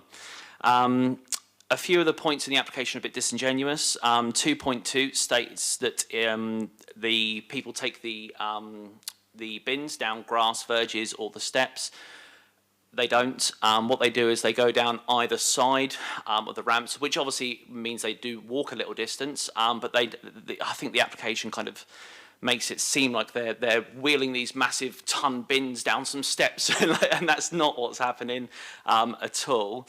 They're going to the ramps either side of the pavement. In 3.3, I just want to point that they've mentioned about the Environmental Act. So the Environmental Act states that all the refuse should be within a 25-metre collection zone, and currently at the highest point it's 100 metres away. So currently, I agree with David, we are in breach of the Environmental Act in this regards. However, this application or the amendments do not bring us within the Act. So we still fall outside of the Act. So even if you approve this today, we still aren't compliant with the Act. So all it does is reduce the distance, but it doesn't actually mean that we're compliant still.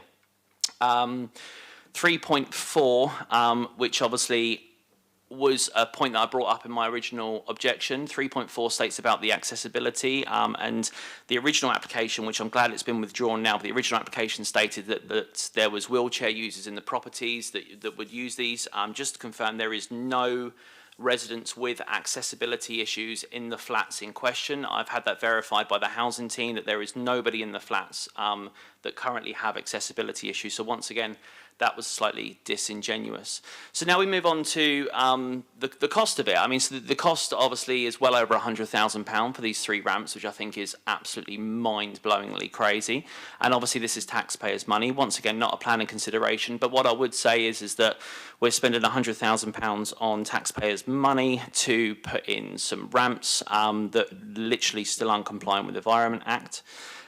I would also like to state that there is a removal of green space, because obviously it's removing the ramps, it's removing the grass verges. However, there needs to be a reason to decline if you are going to decline it, and I'm certainly not saying decline it, because I think the committee should make an informed decision on this, because I think there's good points about it and bad points. But the Highways team on 6.1 on the consultee responses, they've made a deputation, and it states that upon resubmission of this new application, they stick to their original stance.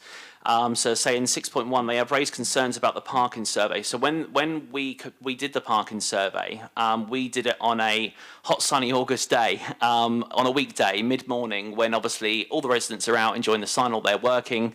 So obviously it's therefore unlikely captured the peak demand. And that's a quote from the Highways team. It's unlikely captured peak demand. And the Highways statement also confirmed that it could result in a detrimental impact to resident amenities. And it also notes that the photos used as proof, i.e. the white lines, that does highlight, because on those photos there is actually cars that are illegally parking. So the photos, our own photos, actually prove that there is pressures and problems within that area. We are working with, on a side note, we are working with Dave Emmett and the design team to sort out additional parking up in Almondsbury Road, which will be fantastic, and we're going to fund that through CIL funding. But just to say, I just wanted to make the committee aware that there is issues, there is benefits, and there's also issues, and I think the committee have got to take an objective stance. There is reasons to decline this application, but there's also reasons to support. But I thank you for hearing me. Thank you, George. Okay, members, any questions? Councillor Mason. We have a ramp. What is the angle of the ramp, please? Because that is obviously a matter which would concern people in wheelchairs, even though they may not live there, they may be coming to visit. I can ask the case officer to give me a specific number unless the applicant has that to hand, but it has been designed to be wheelchair accessible, so fully compliant with the relevant building regulations and British standards for the incline. So that's confirmed within the design access statement and detailed in the report. I can give you some numbers if that is helpful. Yeah. So it meets British standards, that is my question.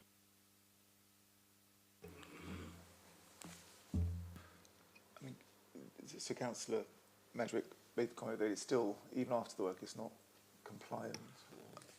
So yes, to provide some clarity for that, it's not the Environmental Protection Act that describes how far you can take solid waste containers. It's Building Regulation H6. You're going to test me now. H6 6.18 states you should move solid waste containers no more than 25 metres, and as is highlighted here, we've still got around 45 metres to move. It's a should, not a must. The real world doesn't work by numbers either. So building regulation is there to prove that. We're not building a new building, however. We are obviously dealing with an identified problem, or the applicant rather is, and we're being asked to determine the application. So it is a good 20 metres beyond the should level of Reg H6. But nevertheless, it is obviously a notable improvement to the distance that can be taken. As was highlighted, I think, by the applicant's deputation, under the Environmental Protection Act, the council has the right to demand of home occupiers to move their bins to certain locations, etc. And obviously that's the other alternative, that they are corralled out onto an accessible point. In this case, the council's housing team has obviously made a judgment on the different preferable options. You could remove a big chunk of the verge and create a large bin corral on the carriageway edge and bring them all down every week for that purpose, and you'd lose parking, you'd lose green space in a similar way that you would here, but it would require significant staffing to move around. If there are private residents, and again, apologies, I'll have to do this from memory, if there are private residents, I think they're obliged to not take their own refuse more than 30 metres, so you've kind of got a 6 of one, half a dozen of the other, really. This is not fit for purpose for a modern wheelie bin world, which is a requirement of the Environment Act, that changing legislation that's introducing more refuse collection that pretty much does require a more modern collection process that's prevalent in most other authorities across the nation. So it's a balance to be struck, but certainly from a building regulation and design point of view, and also from the basic obligations that you have not as a planning committee but as an employer for the City Council, this clearly does appear to be by far the superior of the options available. Thank you. Peter. I just don't understand quite the proposal now that I look at 3.3. Can we see the picture of the layout? So 3.3 says a switchback ramp was deemed not to be feasible, but then it's going to have a top, bottom, and single intermediate landing. I don't understand that. So, for apologies, a bit small. So it doesn't switch back upon itself, but what it does is it comes at a incline here of 1 in 20, for Councillor Mason to ask for the incline, to an intermediate landing. So it levels down, then stops, levels off, and then carries on down to the ground. That is the design and layout as proposed. Does that help? So the 1.5 metre chair that is the access onto the road is a level. So you've got a 1.5 metre access onto the road. You then have a slope up to a 1.5 metre level landing, if you will, then a slope up to a 1.5 metre level landing at think I might have done that back to front, but at the pavement level. So on the left-hand side, that far left, now I understand it, that far left is at the same level as you've reached the top, you go out onto flat land. Okay, So two flat squares linked by two sloped ramps. Yeah, I'm slow, but I've got there. Hugh, did you need some additional information? I can't quite remember. 1 in 20 was the income. 1 in 20. Okay. Members, any comments? Well, I've heard the presentation, deputations, and read the reports. I think I'm happy to move the officer's recommendations. Oh, sure. Hi. Sorry. Thank you. Yeah, actually, I do know this area because sometimes I do deliver some food baskets. I think about this one, we do have pros and cons, and I think pros are more, positive is more, and negative is less. So I will support the application. Thank you. It's your seconding. Thank you. Okay. Thank you, Shah. Okay, members, any other comments or views? If not, those in favour of moving the officer's recommendations, please indicate. Nick, unfortunately, you're not allowed to vote on this one, but everybody else, please indicate. Okay. I think we're there. Planning permission is therefore granted. Thank you, everybody. Kensington Road. Thank you, Chairman. 39 Kensington Road. This is another change of use from a C3 dwelling house to a 7-bed HMO. There is the property. There it is. Again, an area where there are no other HMOs within the relevant search area, giving us a policy compliant 1.52% mix and balance within this location. Existing floor plans, fairly well understood, 3 bedrooms upstairs, normal layout downstairs with a rear conservatory. There is the proposal replacing the rear conservatory with a more substantial building, which would become bedroom 2 and an elongated living space, and alterations to the roof with that rear dormer window, as you can see there. The floor areas are detailed at 8.12 of the report, with all bedrooms being over 10 square metres and a communal living space of 25.5 square metres, so exceeding our 22.5 square metres. This layout, I would contend, is certainly less impactful in terms of usability compared to the previous HMO we saw. I can also confirm all of the bedrooms, bedroom 2 and bedroom 5 being the 2 narrow ones, do exceed the 2.15 metre minimum width, should that question be coming. I think we have nothing on the SMAT and objections, and the ward member as well as the applicant speaking as deputation. Thank you. Okay. Mr. Roberts. Thank you, Chair. I'll try and keep within my 6 minutes. Well, you will. Otherwise, I'll turn you off. Forgive me speaking fast. Okay. Fast, yeah. Panel and Chair, I'd like to thank you for the opportunity to speak today. My name is Bryn Roberts. I'm a resident of 45 Kensington Road. We are a tight and family-friendly community in this road, and a mixture of families of young children, older parents and senior residents. I myself have been a resident for over 40 years. And I wish my family to see and feel the same as I have in a safe and family-focused city. We have individually and collectively appealed the decision for 39 Kensington Road, including along with our local MP and local councillors, to be turned into an HMO on the basis of several areas of impact. We have tried to approach this from a non-emotional aspect, but I hope you can understand that at times this might spill over into our concerns. I'm here personally representing over 35 individual residents to express our strong concerns.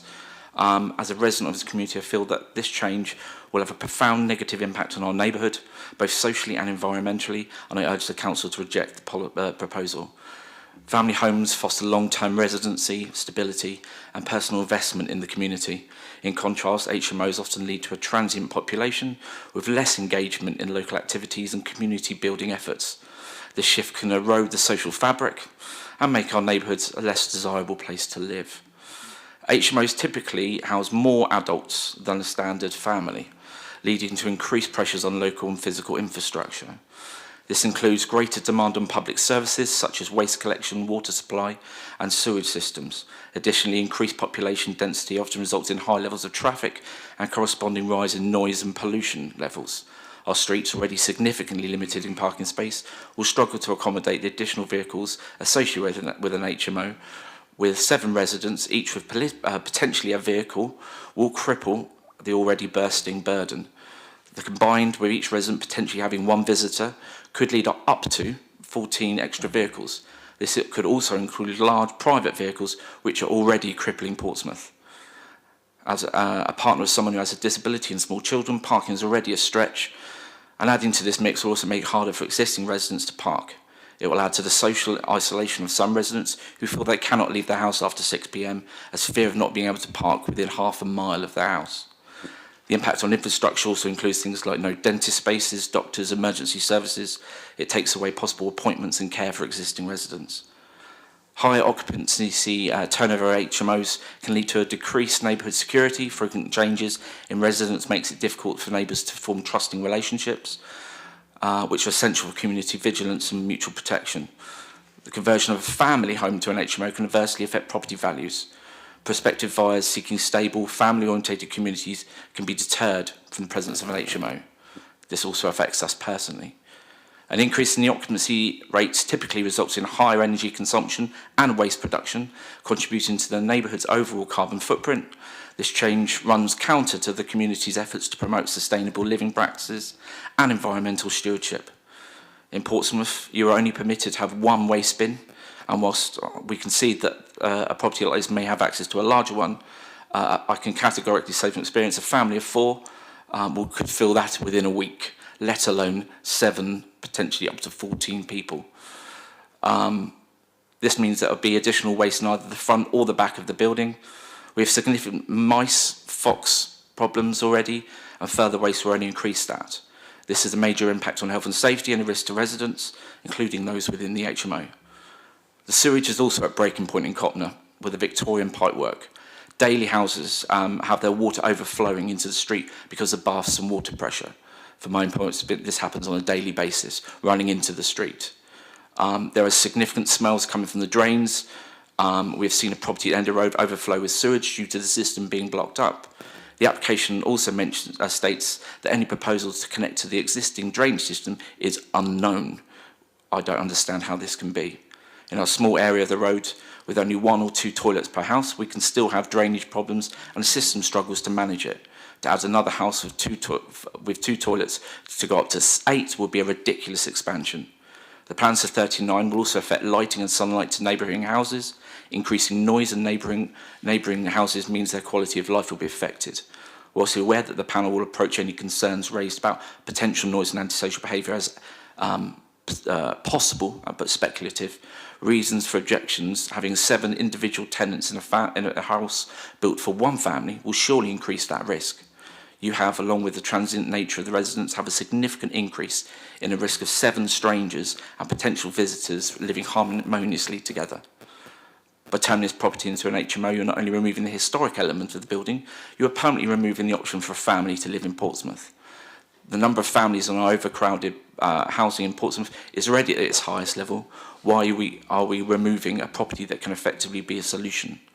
There are no process in the city to appeal the turning of an HMO to a house, to a family house, and there is good reason for that. It makes perfect sense. And there you have the whole problem.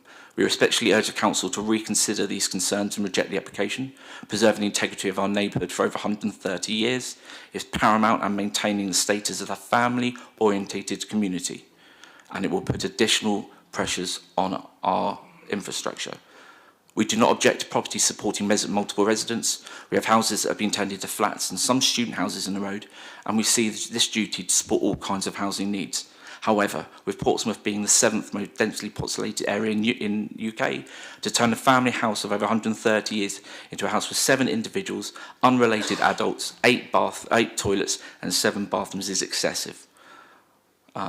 Personally, while the arrogance of the agent suggesting it's only in Portsmouth where they receive this level of scrutiny is a negative, I find that insulting. Maybe it's because the ownership and passion in the city has with keeping its identity and supporting its communities is something we feel a little bit stronger, and something I'm sure that the councillors will see daily. It makes it hard for us to sell our houses. It will prevent families from ever being able to experience living in a loving, long-term environment. It will create a huge environmental and personal impacts for a property that was not built to sustain this. We thank you for your attention in this matter. I'm confident that you will see our points in your consideration and recognise potential detrimental impacts and act in the best interest of our community. Thank you. Thank you. Carry on. Thank you. To raise a couple of issues from the neighbour, he states there's housing more adults in this home, so 7 persons. Just to give you an example, one of my colleagues lives at home with his brother, his mum and dad, both their partners live at home, so that's 6 persons in a typical 3-bed family home, as an example of which there'll be many across the city. I do not believe that would be an isolated example. Another point, as these properties are upgraded and renovated to comply with the new building regs, the energy efficiency is actually hugely improved on these properties. It's not negatively impacted them in that way, and the EPC score is also improved. Sewage drains is not an issue to be considered by Planning Committee and cannot be attributed to be solely down to HMOs. Sewage reports produced by Southern Water recently for a similar application attributed most blockages to fats and material in the drains, and it's a far stretch to assume this is down to HMO development and could be caused by any of residential dwelling within Portsmouth. Councillor Hunt mentioned before about the 10% rule and stated that he thinks that the 10% rule is PCC's best defence. I wholeheartedly agree with that comment, though for different reasons. 10% of properties is a level where a HMO can positively contribute towards a mixed and balanced community by providing an affordable living option without saturating the community, as we've seen in Margate Road and the likes of Southsea, where these levels have risen to 70–80%. The bedrooms in this property all exceed 10 square metres of ensuite facilities. The required communal area when all bedrooms meet or exceed 10 is 22.5, and this property provides 25.5 of clear, square, open plan, additional communal area, with an additional laundry room and a ground floor WC for the comfort of the residents. I find it hard when I listen to residents talking about families and they're talking about how they don't want people in these homes because they're not going to contribute to society, they're going to be mixed, they're fearful of being in their homes. The people that live in these properties have families, they live in Portsmouth, they're people's daughters, they're people's sisters, they're people's sons. They all deserve a decent home, somewhere to live. And when I hear again and again about people not wanting them in their streets, it really upsets me that they don't actually embrace these people that live in these homes, that want to be a part of the community and are targeted from the minute they move into the property, neighbours not liking them, not wanting to integrate them into their community. And I just think it's a sad situation that Portsmouth has got into that situation. Thank you for listening today. Thank you. Councillor Swan. Thank you, Mr. Chairman. I'm objecting to this application mainly due to the ongoing issues with sewage in the surrounding areas. We're seeing more and more raw sewage, faecal matter spilling into our roads and, more worryingly, into people's homes due to the unsuitability of the current system in the Copner area for the increased demand. And in fact, just yesterday I had a very recent report from a resident of Kensington Road who have seen sewage flood into their property. There is also a pervasive smell of sewage in the area on a regular basis. I live in the local area myself. I walk my dogs up Kensington Road almost every day, so I know this is an absolute fact. There's clearly something going on that needs addressing before we further increase the usage of the sewerage system. I do know, as of last night, there's no report on the portal from Southern Water attached to the documentation. And in light of recent local issues, this is something that needs to be factored into decision making for this committee. We just cannot risk exacerbating the sewage issues we've seen across the area in roads such as Bedhampton Road, Porchester Road, St Chad's Avenue. By Portsmouth Water's own admission, the sewer system has issues with the two-way valve at the junction points and cannot cope with the increase of developments. And the developments of all kinds are responsible for the leaks in the streets and people's homes, although admittedly there are other factors, but this is a factor. I'm also concerned about the air quality in the area due to the increase of cars circling local roads looking for parking that residents already living in the area can't find. and I'm just not seeing anything in the planning policy or anywhere else that's addressing this, and it has to be addressed. We simply cannot look at planning in this city in isolation, and these issues need dealing with. Following earlier comments, I wonder if it could be guaranteed that, were this application be granted, that suitable soundproofing would be included in the party wall for this property, and indeed every application here on in. And perhaps some engagement could be made with neighbours to this property to ensure that there is a mutual understanding. I also want to reiterate, as I always do, that our area needs family homes, not transient populations that seem to cause division and uncertainty. I sincerely thank the residents of Kensington Road that have come today to represent their community in a logical and clear manner, and I'm greatly heartened by their obvious love for the area. As always, I stand with them in opposing this application. Thank you, Councillor Swan. Members, questions?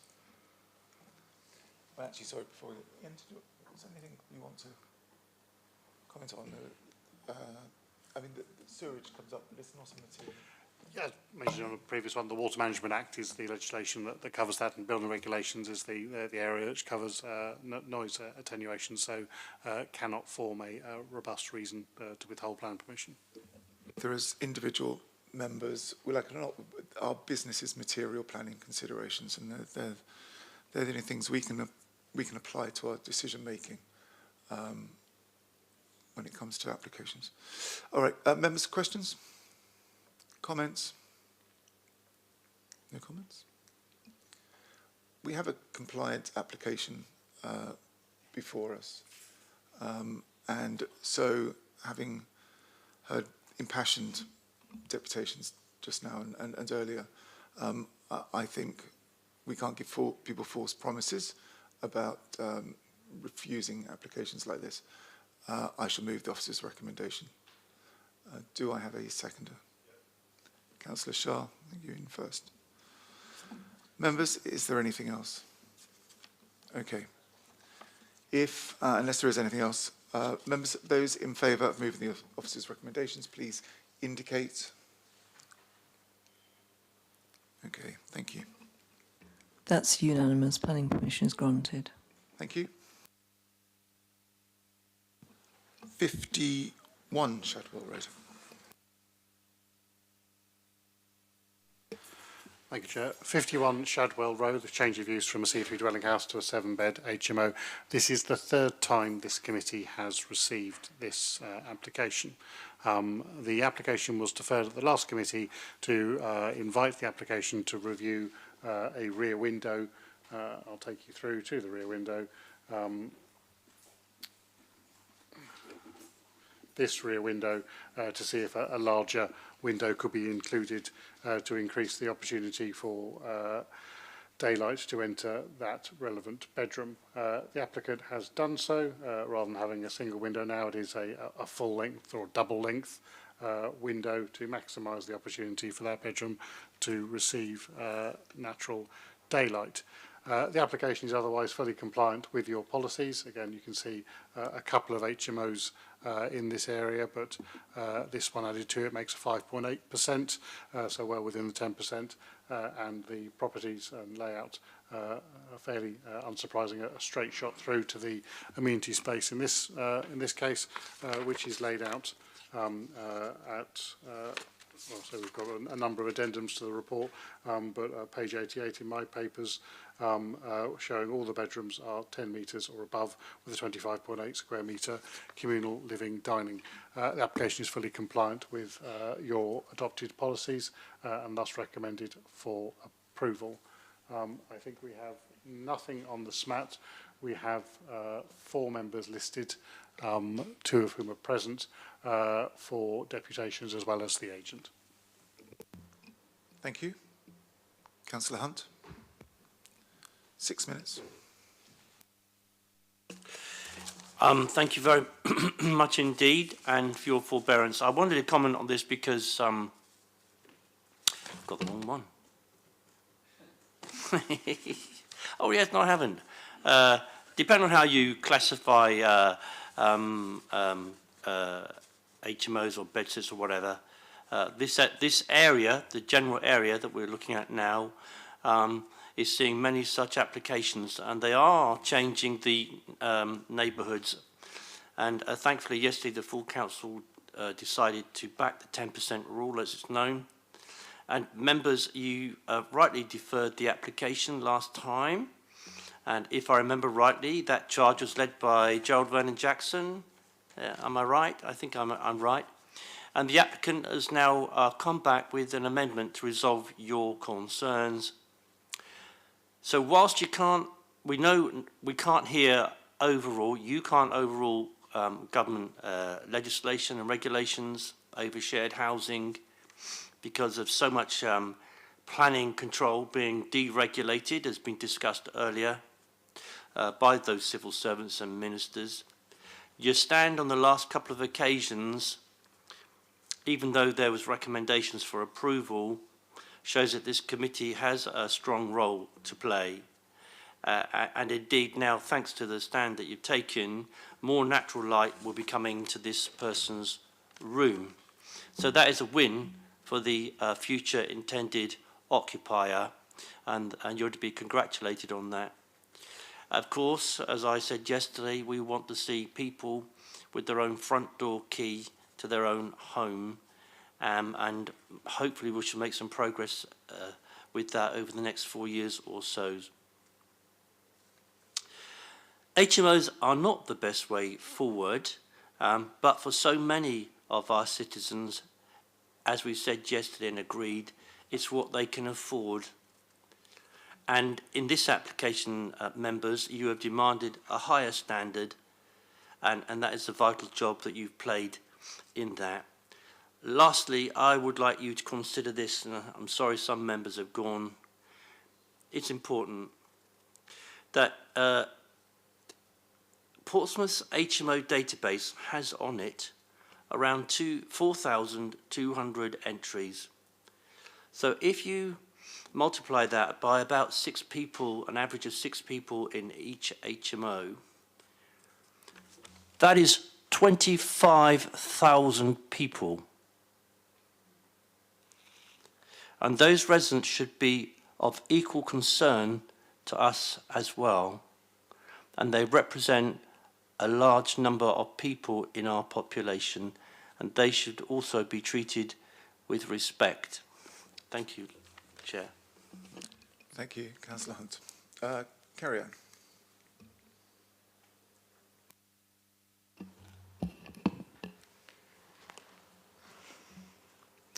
As Ian has already shared with you, a previous plan application and has been to the committee twice previously, although the original plans are not applicable drawings, as always with projects we are involved with, the space standards and other requirements are compliant with the relevant legislation. If they weren't, we would, as always, have made sure they were. As it's the third appearance of the application before the Planning Committee, it was deferred after the first meeting with an issue with the drawings and deferred again after the second with an issue with a window, as we've just heard. In the lifetime of the application, the applicant has requested the service of Applecor. The owner of this property is keen to ensure his property is the best property it can be, again, fully compliant with planning and private sector housing requirements. Fortunately, there are still members in this group that were at the committee in which the deferral was made, and we hope that after this 9-month determination process, you can consider what has already been discussed without too much repetition. A change was requested to increase the size of glazing to the rear ground floor bedroom. The requested change has been made. This is something we do specify as standard if it's felt the room needs it, taking into consideration the size of the existing window, position of the sun, and depth of the adjacent extensions. The proposed full-length window will now allow adequate light into this room. I note this third appearance at committee has attracted a multitude of councillor objections. The cynic in me would relate that to the time of year post-election rather than any real objection to a proposal which has already been considered by committee to be acceptable with the addition of a larger window. After such a prolonged time in the planning system, at no fault to our client, who has been happy to take on board the suggestions of the committee members and make improvements that the members felt they would like to happen to the property, I hope that you approve this fully compliant application today. Thank you. Thank you. Russell. Hi, originally I was just going to, so I'm going to read mine and Emily's as combined one, but it'd be under the 6 minutes, I promise. So this is firstly from Councillor Strudwick. Thank you, Chair, and thank you to the committee for allowing me to make a deputation. I'm here to speak up for the residents of Shadwell Road. The nightmare they're going through with constant HMOs along this road, the disruption of build works, extra noise, vans taking up even more spaces, and the pressure to the Victorian sewer system. 8 HMOs, and that's just the ones we know about. It's like banging my head against the wall because I'm fed up with being told parking is not a material change. It is. What's the point in having ISBDs for parking if we don't even bother to listen to it? The report even says there's no parking. Why is that acceptable? Now we are closing in on the 10%. I asked the officers to do another consultation to make sure we don't have illegal HMOs, or at least they are included, or at least they include them, as this is a huge concern and strain to the road. We keep seeing these unknown HMOs on the applications. Why hasn't the planning department investigated further into these? It's hard to say that this committee is listening to residents' concerns and actually care for their views when they just keep passing these through. Residents are raising issues like mental health due to these applications. So I ask of you to think of the residents, many comments made, and their welfare when considering this application. I'm just going to add mine very, very briefly now that, I mean, as you can hear, we're not making this political. We're going straight to what it's about when it comes to residents. You already know our stance on HMOs and the impact that they have in our communities, which are solely family-based. Well, I don't disagree with Carrie-Anne's mindset of integrating. Unfortunately, this area has been plagued with poorly managed HMOs, and it's had its impact. And that is based on data with rise of ASB, parking, etc. My personal opinion in this is this overdevelopment. It is overbearing on neighbours' gardens and privacy. It is a strain on the parking. I think I've mentioned it, parking of Shadwell Road about 20 times. But I think the reason I always mention it is because it's always been very, very, very bad there already. So I just don't believe that if you have 7 or 8 people move in that, you know, you think the average is going to be 1 or 2 cars. It just simply won't, because, you know, once again, who is to know if that will be a 9 or 10 if they've got partners? Or I always keep saying it seems to be that this is only singletons live in HMOs. It might be worth questioning if the conservatory space is included or not in the community space, in the communal space, or with that 25 metres squared. If not, or if so, sorry, should it be, and is it appropriate to be included, you know, if it is cut off, meaning if you get rid of the conservatory, is it 25 metres squared? Anyway, thank you very much. Thank you. I take absolute offence at being told this committee doesn't care about residents and doesn't think about residents. We do nothing but think about residents, and we care deeply. We're all members here, and we do the job that we're given, and that is to look at each application on its own merits and apply the rules that we are given to work with. So we do care about residents, and we do think about them, and I hope, I know they weren't your words, but I take offence at that. Okay, members, questions, comments? Peter. Chair, the committee looked at this last time. We had one issue. The issue has been resolved. I move that we accept the motion. I will not go down the discussion of whether I have been listening to residents or not, but I thought you made some very smart and sensible comments there, and I will leave it at that. Thank you, Peter. I think Charles got in. There we are. So, look, anything else from anyone? Members, the motion before us is to grant conditional permission. Those in favour, please indicate. Thank you. That's unanimous. Planning permission is granted.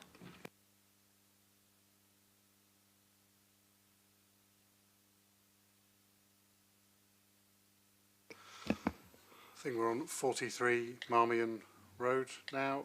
This is an application for the installation of an extraction system. Just to be clear, members will note on the papers in front of you that the application has submitted stated change of use of ground floor from retail class EA to cafe class E.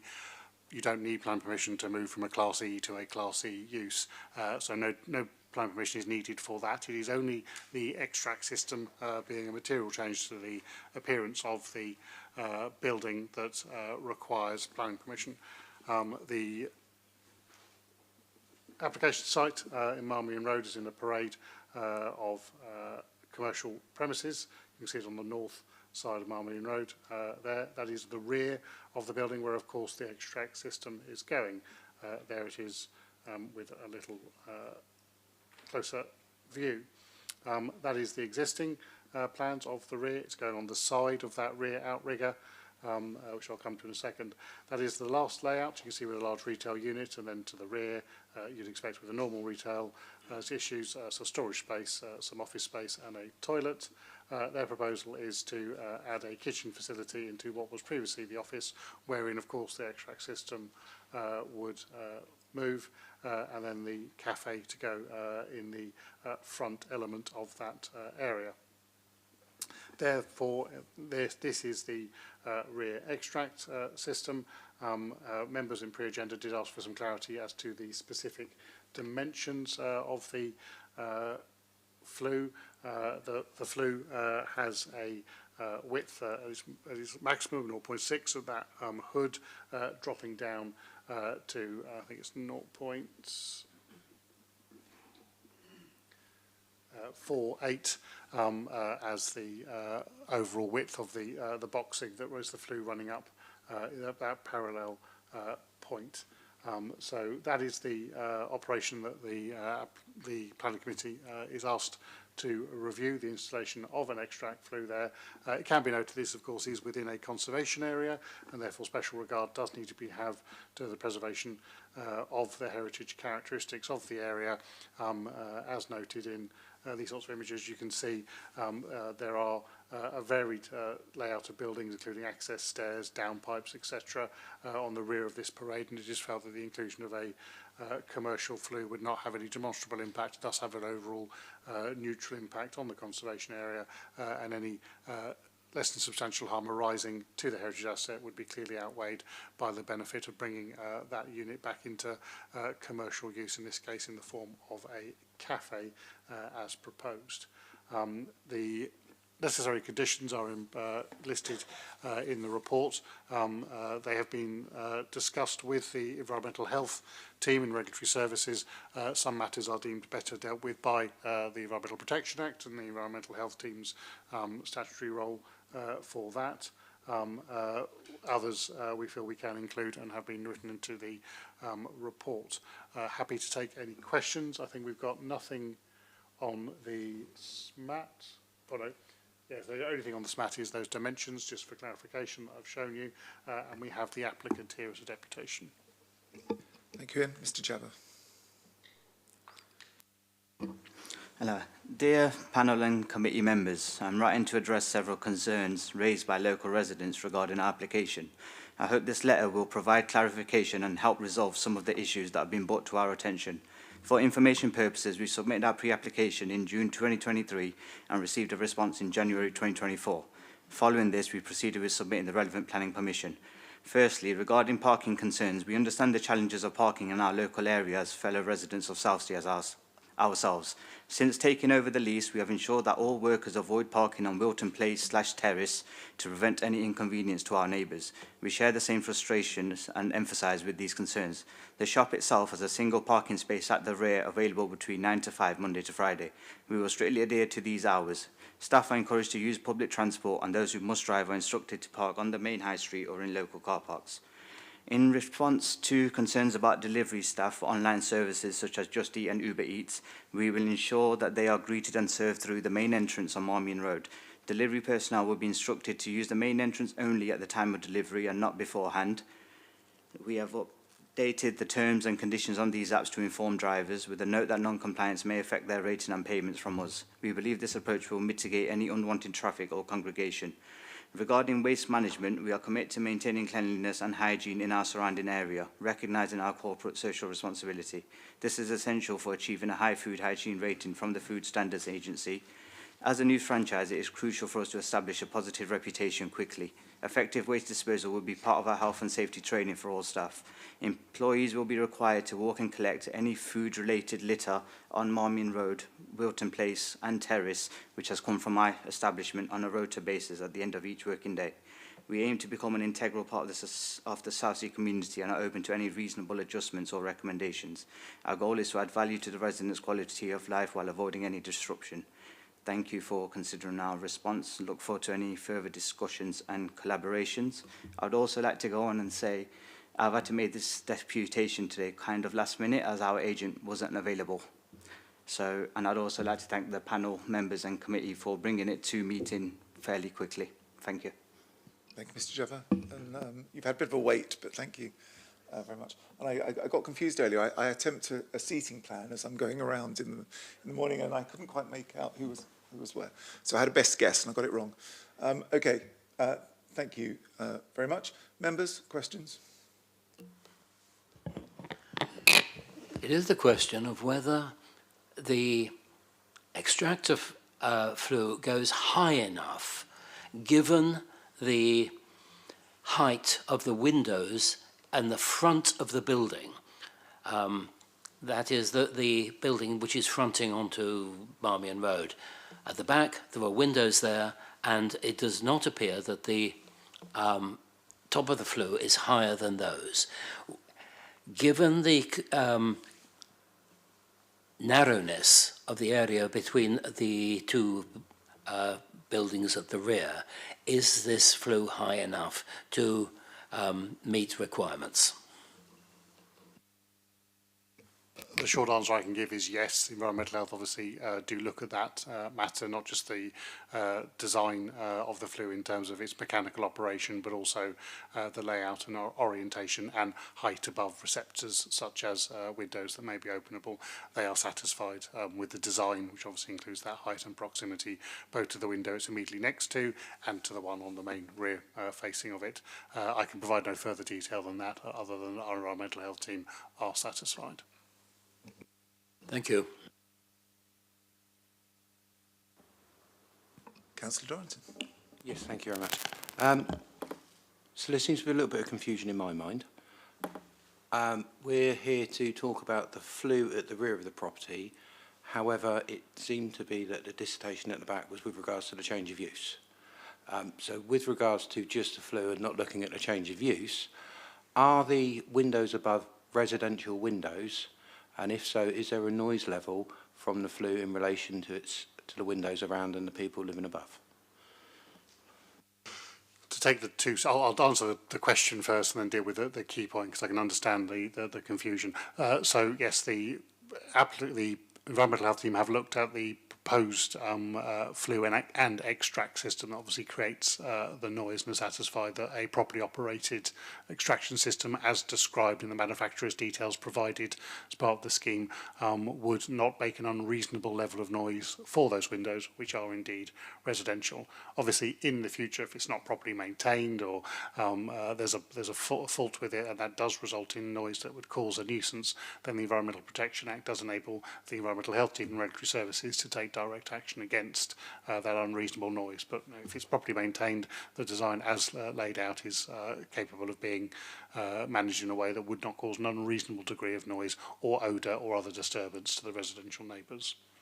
To deal with the point that can understandably cause confusion, obviously the application went out with the description as you see on your papers, which suggesting that there was a change of use that required plan permission. Residential concerns and comments may well therefore have been driven by the fact that people were concerned about a cafe, or indeed a cafe that would have takeaway facilities that obviously have external impacts that a different form of eating establishment may not. The applicant has confirmed that it is to be a cafe. The floor plans certainly bear that out. Clearly, as is alluded to in the deputation, even a cafe can have some ancillary takeaway facilities. As long as they remain ancillary and don't become the predominant use of the cafe, then no further plan permission is required. If the cafe is operated in such a way, and this is a daily question, well, that a takeaway facility becomes a predominant use, further planning permission will be required for that change of use between a cafe and a takeaway, or a cafe and a mixed-use takeaway cafe. That's a future issue. We of course have to take the applicant who is opening a new business, so we can't point to a precedent on their word that this is their intention to run a cafe, albeit there may well be some ancillary takeaway facilities referenced there with delivery drivers that we do know become a ubiquitous part of food and beverage operations, and indeed a lot of retail shops these days. Does that answer? Good. Peter. My question is about the location of the flue. So now we've established it's 48 centimetres in depth. Is there going to be a reduction in the view from the people in the residential property that is going to be significant? And it's not really, it's not a question, it's a comment, but I wonder why it goes sideways and then up, whereas it looks like it could be further away from the windows if it went straight up. Perhaps there's a technical reason why not, but if my concern is over visibility from the windows being affected, is there anything you can tell me? I can tell you a little more than you can see on the plan. The going straight up question, I imagine that goes to the concern Councillor Mason highlighted earlier. Obviously, that would bring it in closer proximity to the rear-facing windows, the ones that are facing to the right of the image you can see. Obviously, not the ones facing towards you in the image you can see. The impact on view from those thin windows adjacent to the issue. I'm unclear. I'm asking the case officer just to clarify for me whether they are habitable or non-habitable room windows. So you may not have any impact on view at all. However, even if they're habitable room windows, a box of around 50 centimetres mounted on a small bracket. They're mounted pretty close to the wall, but with brackets, so it would be 55, 60 centimetres out, would have an impact on the view from that window, but not, in our view, an unreasonable one. Certainly, when you're living above a commercial unit, even 3 stories above, it is not unusual to have the provision of this sort of M&E plant and other facilities that would be part of the normal expected outlook for a edge of town centre above commercial flat. So again, will they be able to see it? Yes. Probably not habitable rooms, those windows, but even if they are, I wouldn't suggest that that is an unreasonable impact on their reasonable enjoyment of their property. Thank you. Well, look, I think I'm comfortable to move the officer's recommendation to grant conditional permission. What information were we waiting for?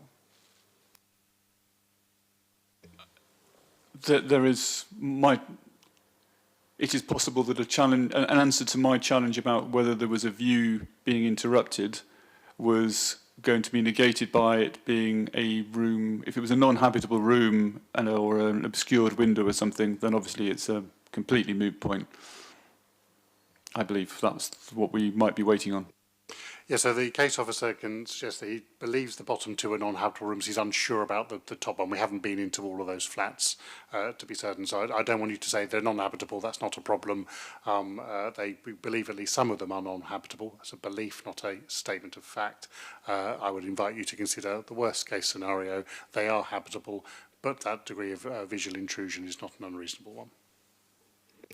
Okay, so I've moved the officer's recommendation to grant conditional permission.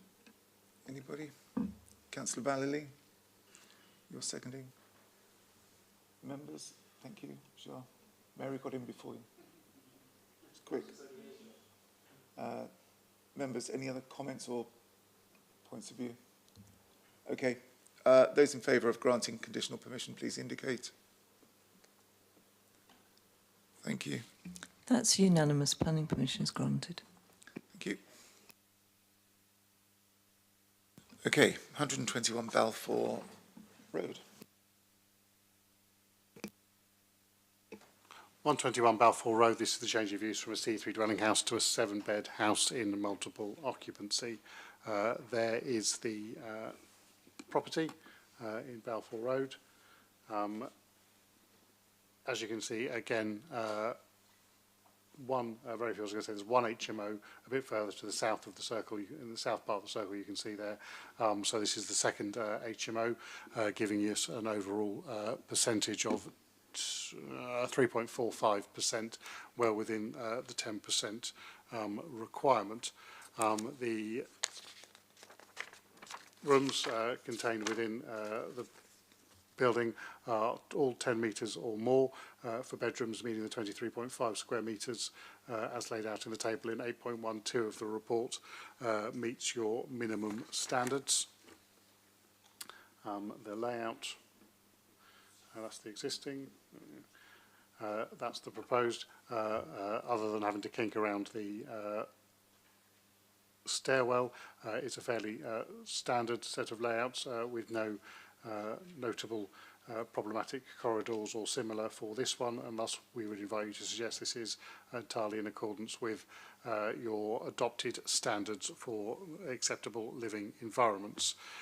We would just draw your attention to the SMAT, where we highlight 4 further objections that have been received, raising no new points, and the cycle storage has already been covered and is deemed to be acceptable.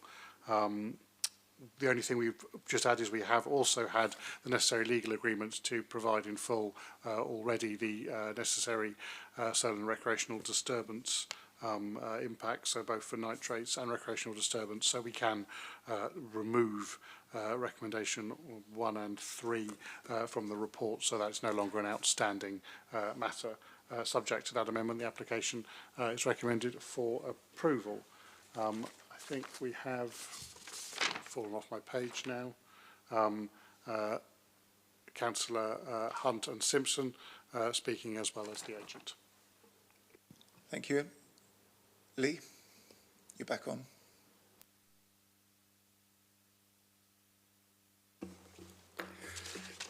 Thank you, members.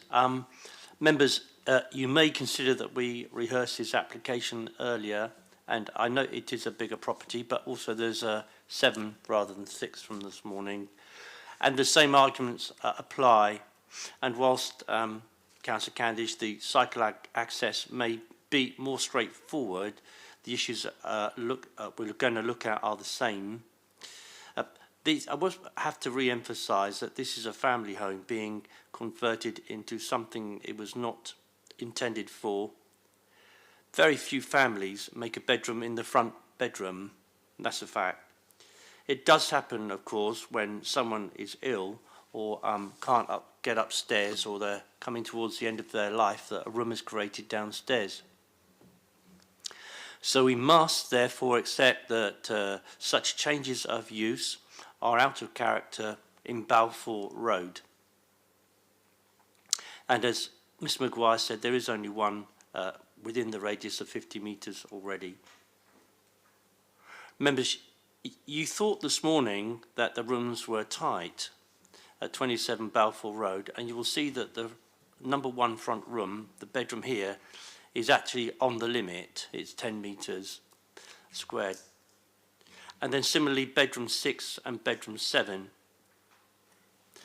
The communal space is shown on paper at 23.5 metres squared, 1% above the minimum.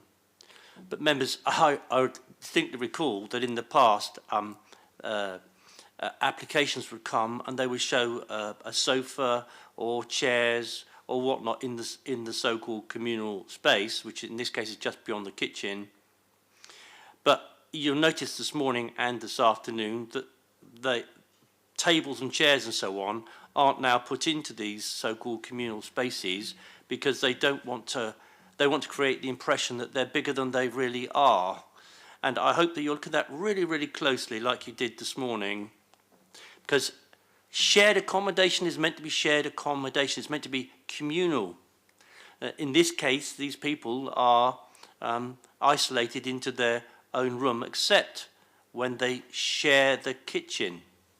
That's the only sharing that goes on here.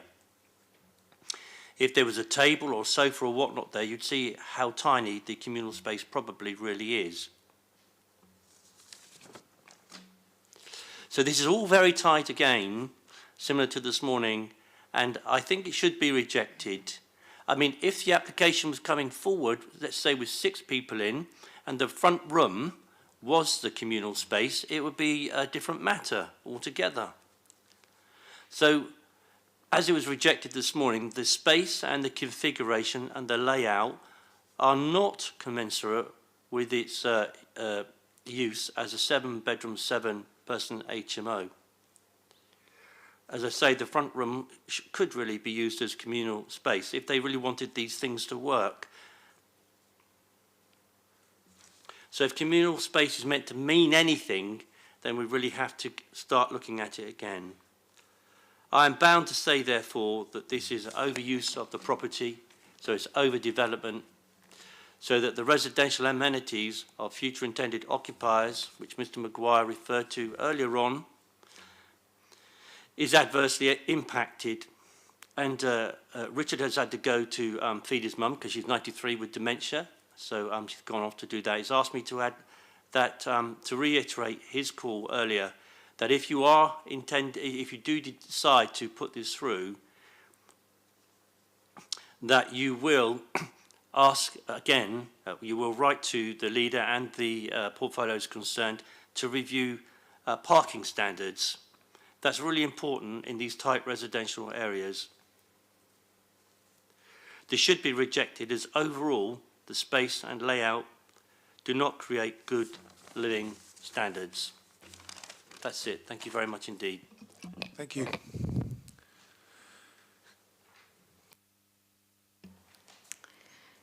Thank you. So, as you can see, contrary to what Councillor Hunt thinks, this property is significantly larger than the previously refused scheme. All the bedrooms benefit from an ensuite as the previous scheme had shared bathrooms. The rooms are all fully usable, square, rectangular shapes, as are the bedrooms. The communal area meets the true 22.5 square metres. Councillor Hunt mentions furniture on plan. This is not a planning consideration. I mean, permission is given based on approved plans. Does that mean that technically our client should then have to reapply to change the furniture configuration if he should wish in the future? 22.5 square metres of communal area is not small. As I've stated many times, this is the largest communal areas required in the UK. They're not pokey small spaces when you see these built out and constructed at 22.5 square metres. Comments on this application relate to the same matters that are always raised, and I think these are bigger problems than the presence this shared house will cause. With all due respect given to Councillor Russell Simpson and his obviously negative views towards HMOs, I do find it pertinent to reiterate 25,000 residents of HMOs have a voice too. They deserve decent, well-managed homes to live in. Those living in HMOs in Hillsey Ward deserve to be represented also. I all too often just hear all the negative side of things and not like people just are happy in the homes that they live in, integrates to society, helping the neighbours, taking in parcels for the neighbours, are decent human beings living in these homes. The planning officer has recommended this fully compliant application for approval today, and I hope you all support this recommendation. Thank you. Thank you. Councillor Simpson. I hope this deputation is going to be slightly more thoughtful than the previous. Well, what I'm going to say is that it's only my deputation, so you'll be happy to know. Thank you, Chair. And actually, thank you, Councillor Hunt, for spending the time to read a deputation Hillsey. I know we share the same road, so we share the same views. Oh, no, okay, then maybe we don't. I've got a few questions, really, which kind of adds to this. For me, each time I look at these applications and we get all the reports added to the document going forward, there's always so much that's missing. So, for example, why do we have the transport planning highway report if there is never any consideration for parking SPDs as a material change? Why waste the taxpayers' money for a report not required? It can't be used to refuse an application. So much is never added to the report either to the committee to consider. I'll give you an example. It actually says here, given the constraints of the site, No off-street parking can be accommodated within the curtilage of the property. Parking pressure appears high within the local vicinity, and therefore there is a potential for increased instances of residents driving around the area hunting for a parking space. However, this is an issue for residential amenity for you to consider in your determination of application. There was a previous application that also didn't have this added to it, but I'm going to say it just because it's in the same area. This is likely to result in increased instances of residents driving around hunting for parking spaces and choosing to park where parking is restricted at junctions, obstructing visibility and increasing risk of accidents. You should give this due weight to your determination of the application. The point I'm making is that it never is. It's never considered. And I would like Ian's view on this, if he would allow it, or if the committee would like to know that also.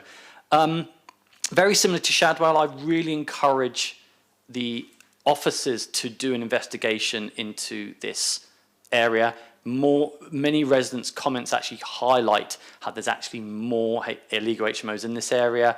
I know it's a lot of time, but I think it's really important because we want to make sure that we're not going over the limit that's currently set. Obviously, the water pressure of the street is also abysmal, which has been mentioned multiple times. The system can't cope with the current demand, and as well as everything else that seems to come along with HMOs. To finish, I have to add, which has been mentioned, that due to 27 Balfour Road application being refused, even though on paper 27 has a bigger communal space than this application. Please look, it's there. Even the diagram shows it's clearly bigger than 121 Balfour Road. These applications are near enough identical. And as it was so close in the last decision, I would expect the committee to be consistent and have the same view and to refuse this application today based on spacing standards. Thank you very much. Thank you, Councillor Simmons. You can expect the committee to look at each application on its own merits. Okay. Ian, did you want to comment on it? Yeah, not really sure what further information we can add. Obviously, you have details on parking standards for HMOs in your adopted SPD. It is, I think, profoundly wrong to give any weight to the idea that someone wanting to park would park illegally. That would be obviously managed through your parking control and your civil enforcement officers. One can only presume people will act lawfully. Once you go down that line and presume people will act unlawfully, where would you stop? So certainly we give no weight to that consideration, albeit it may be a concern that a highway engineer has flagged. We do know people do park unlawfully. That's a statement of fact. We wouldn't have parking wardens otherwise. But to presume residents of an HMO consented would choose to do so, or residents of non-HMOs under additional parking pressure would choose to do so, is a fallacy.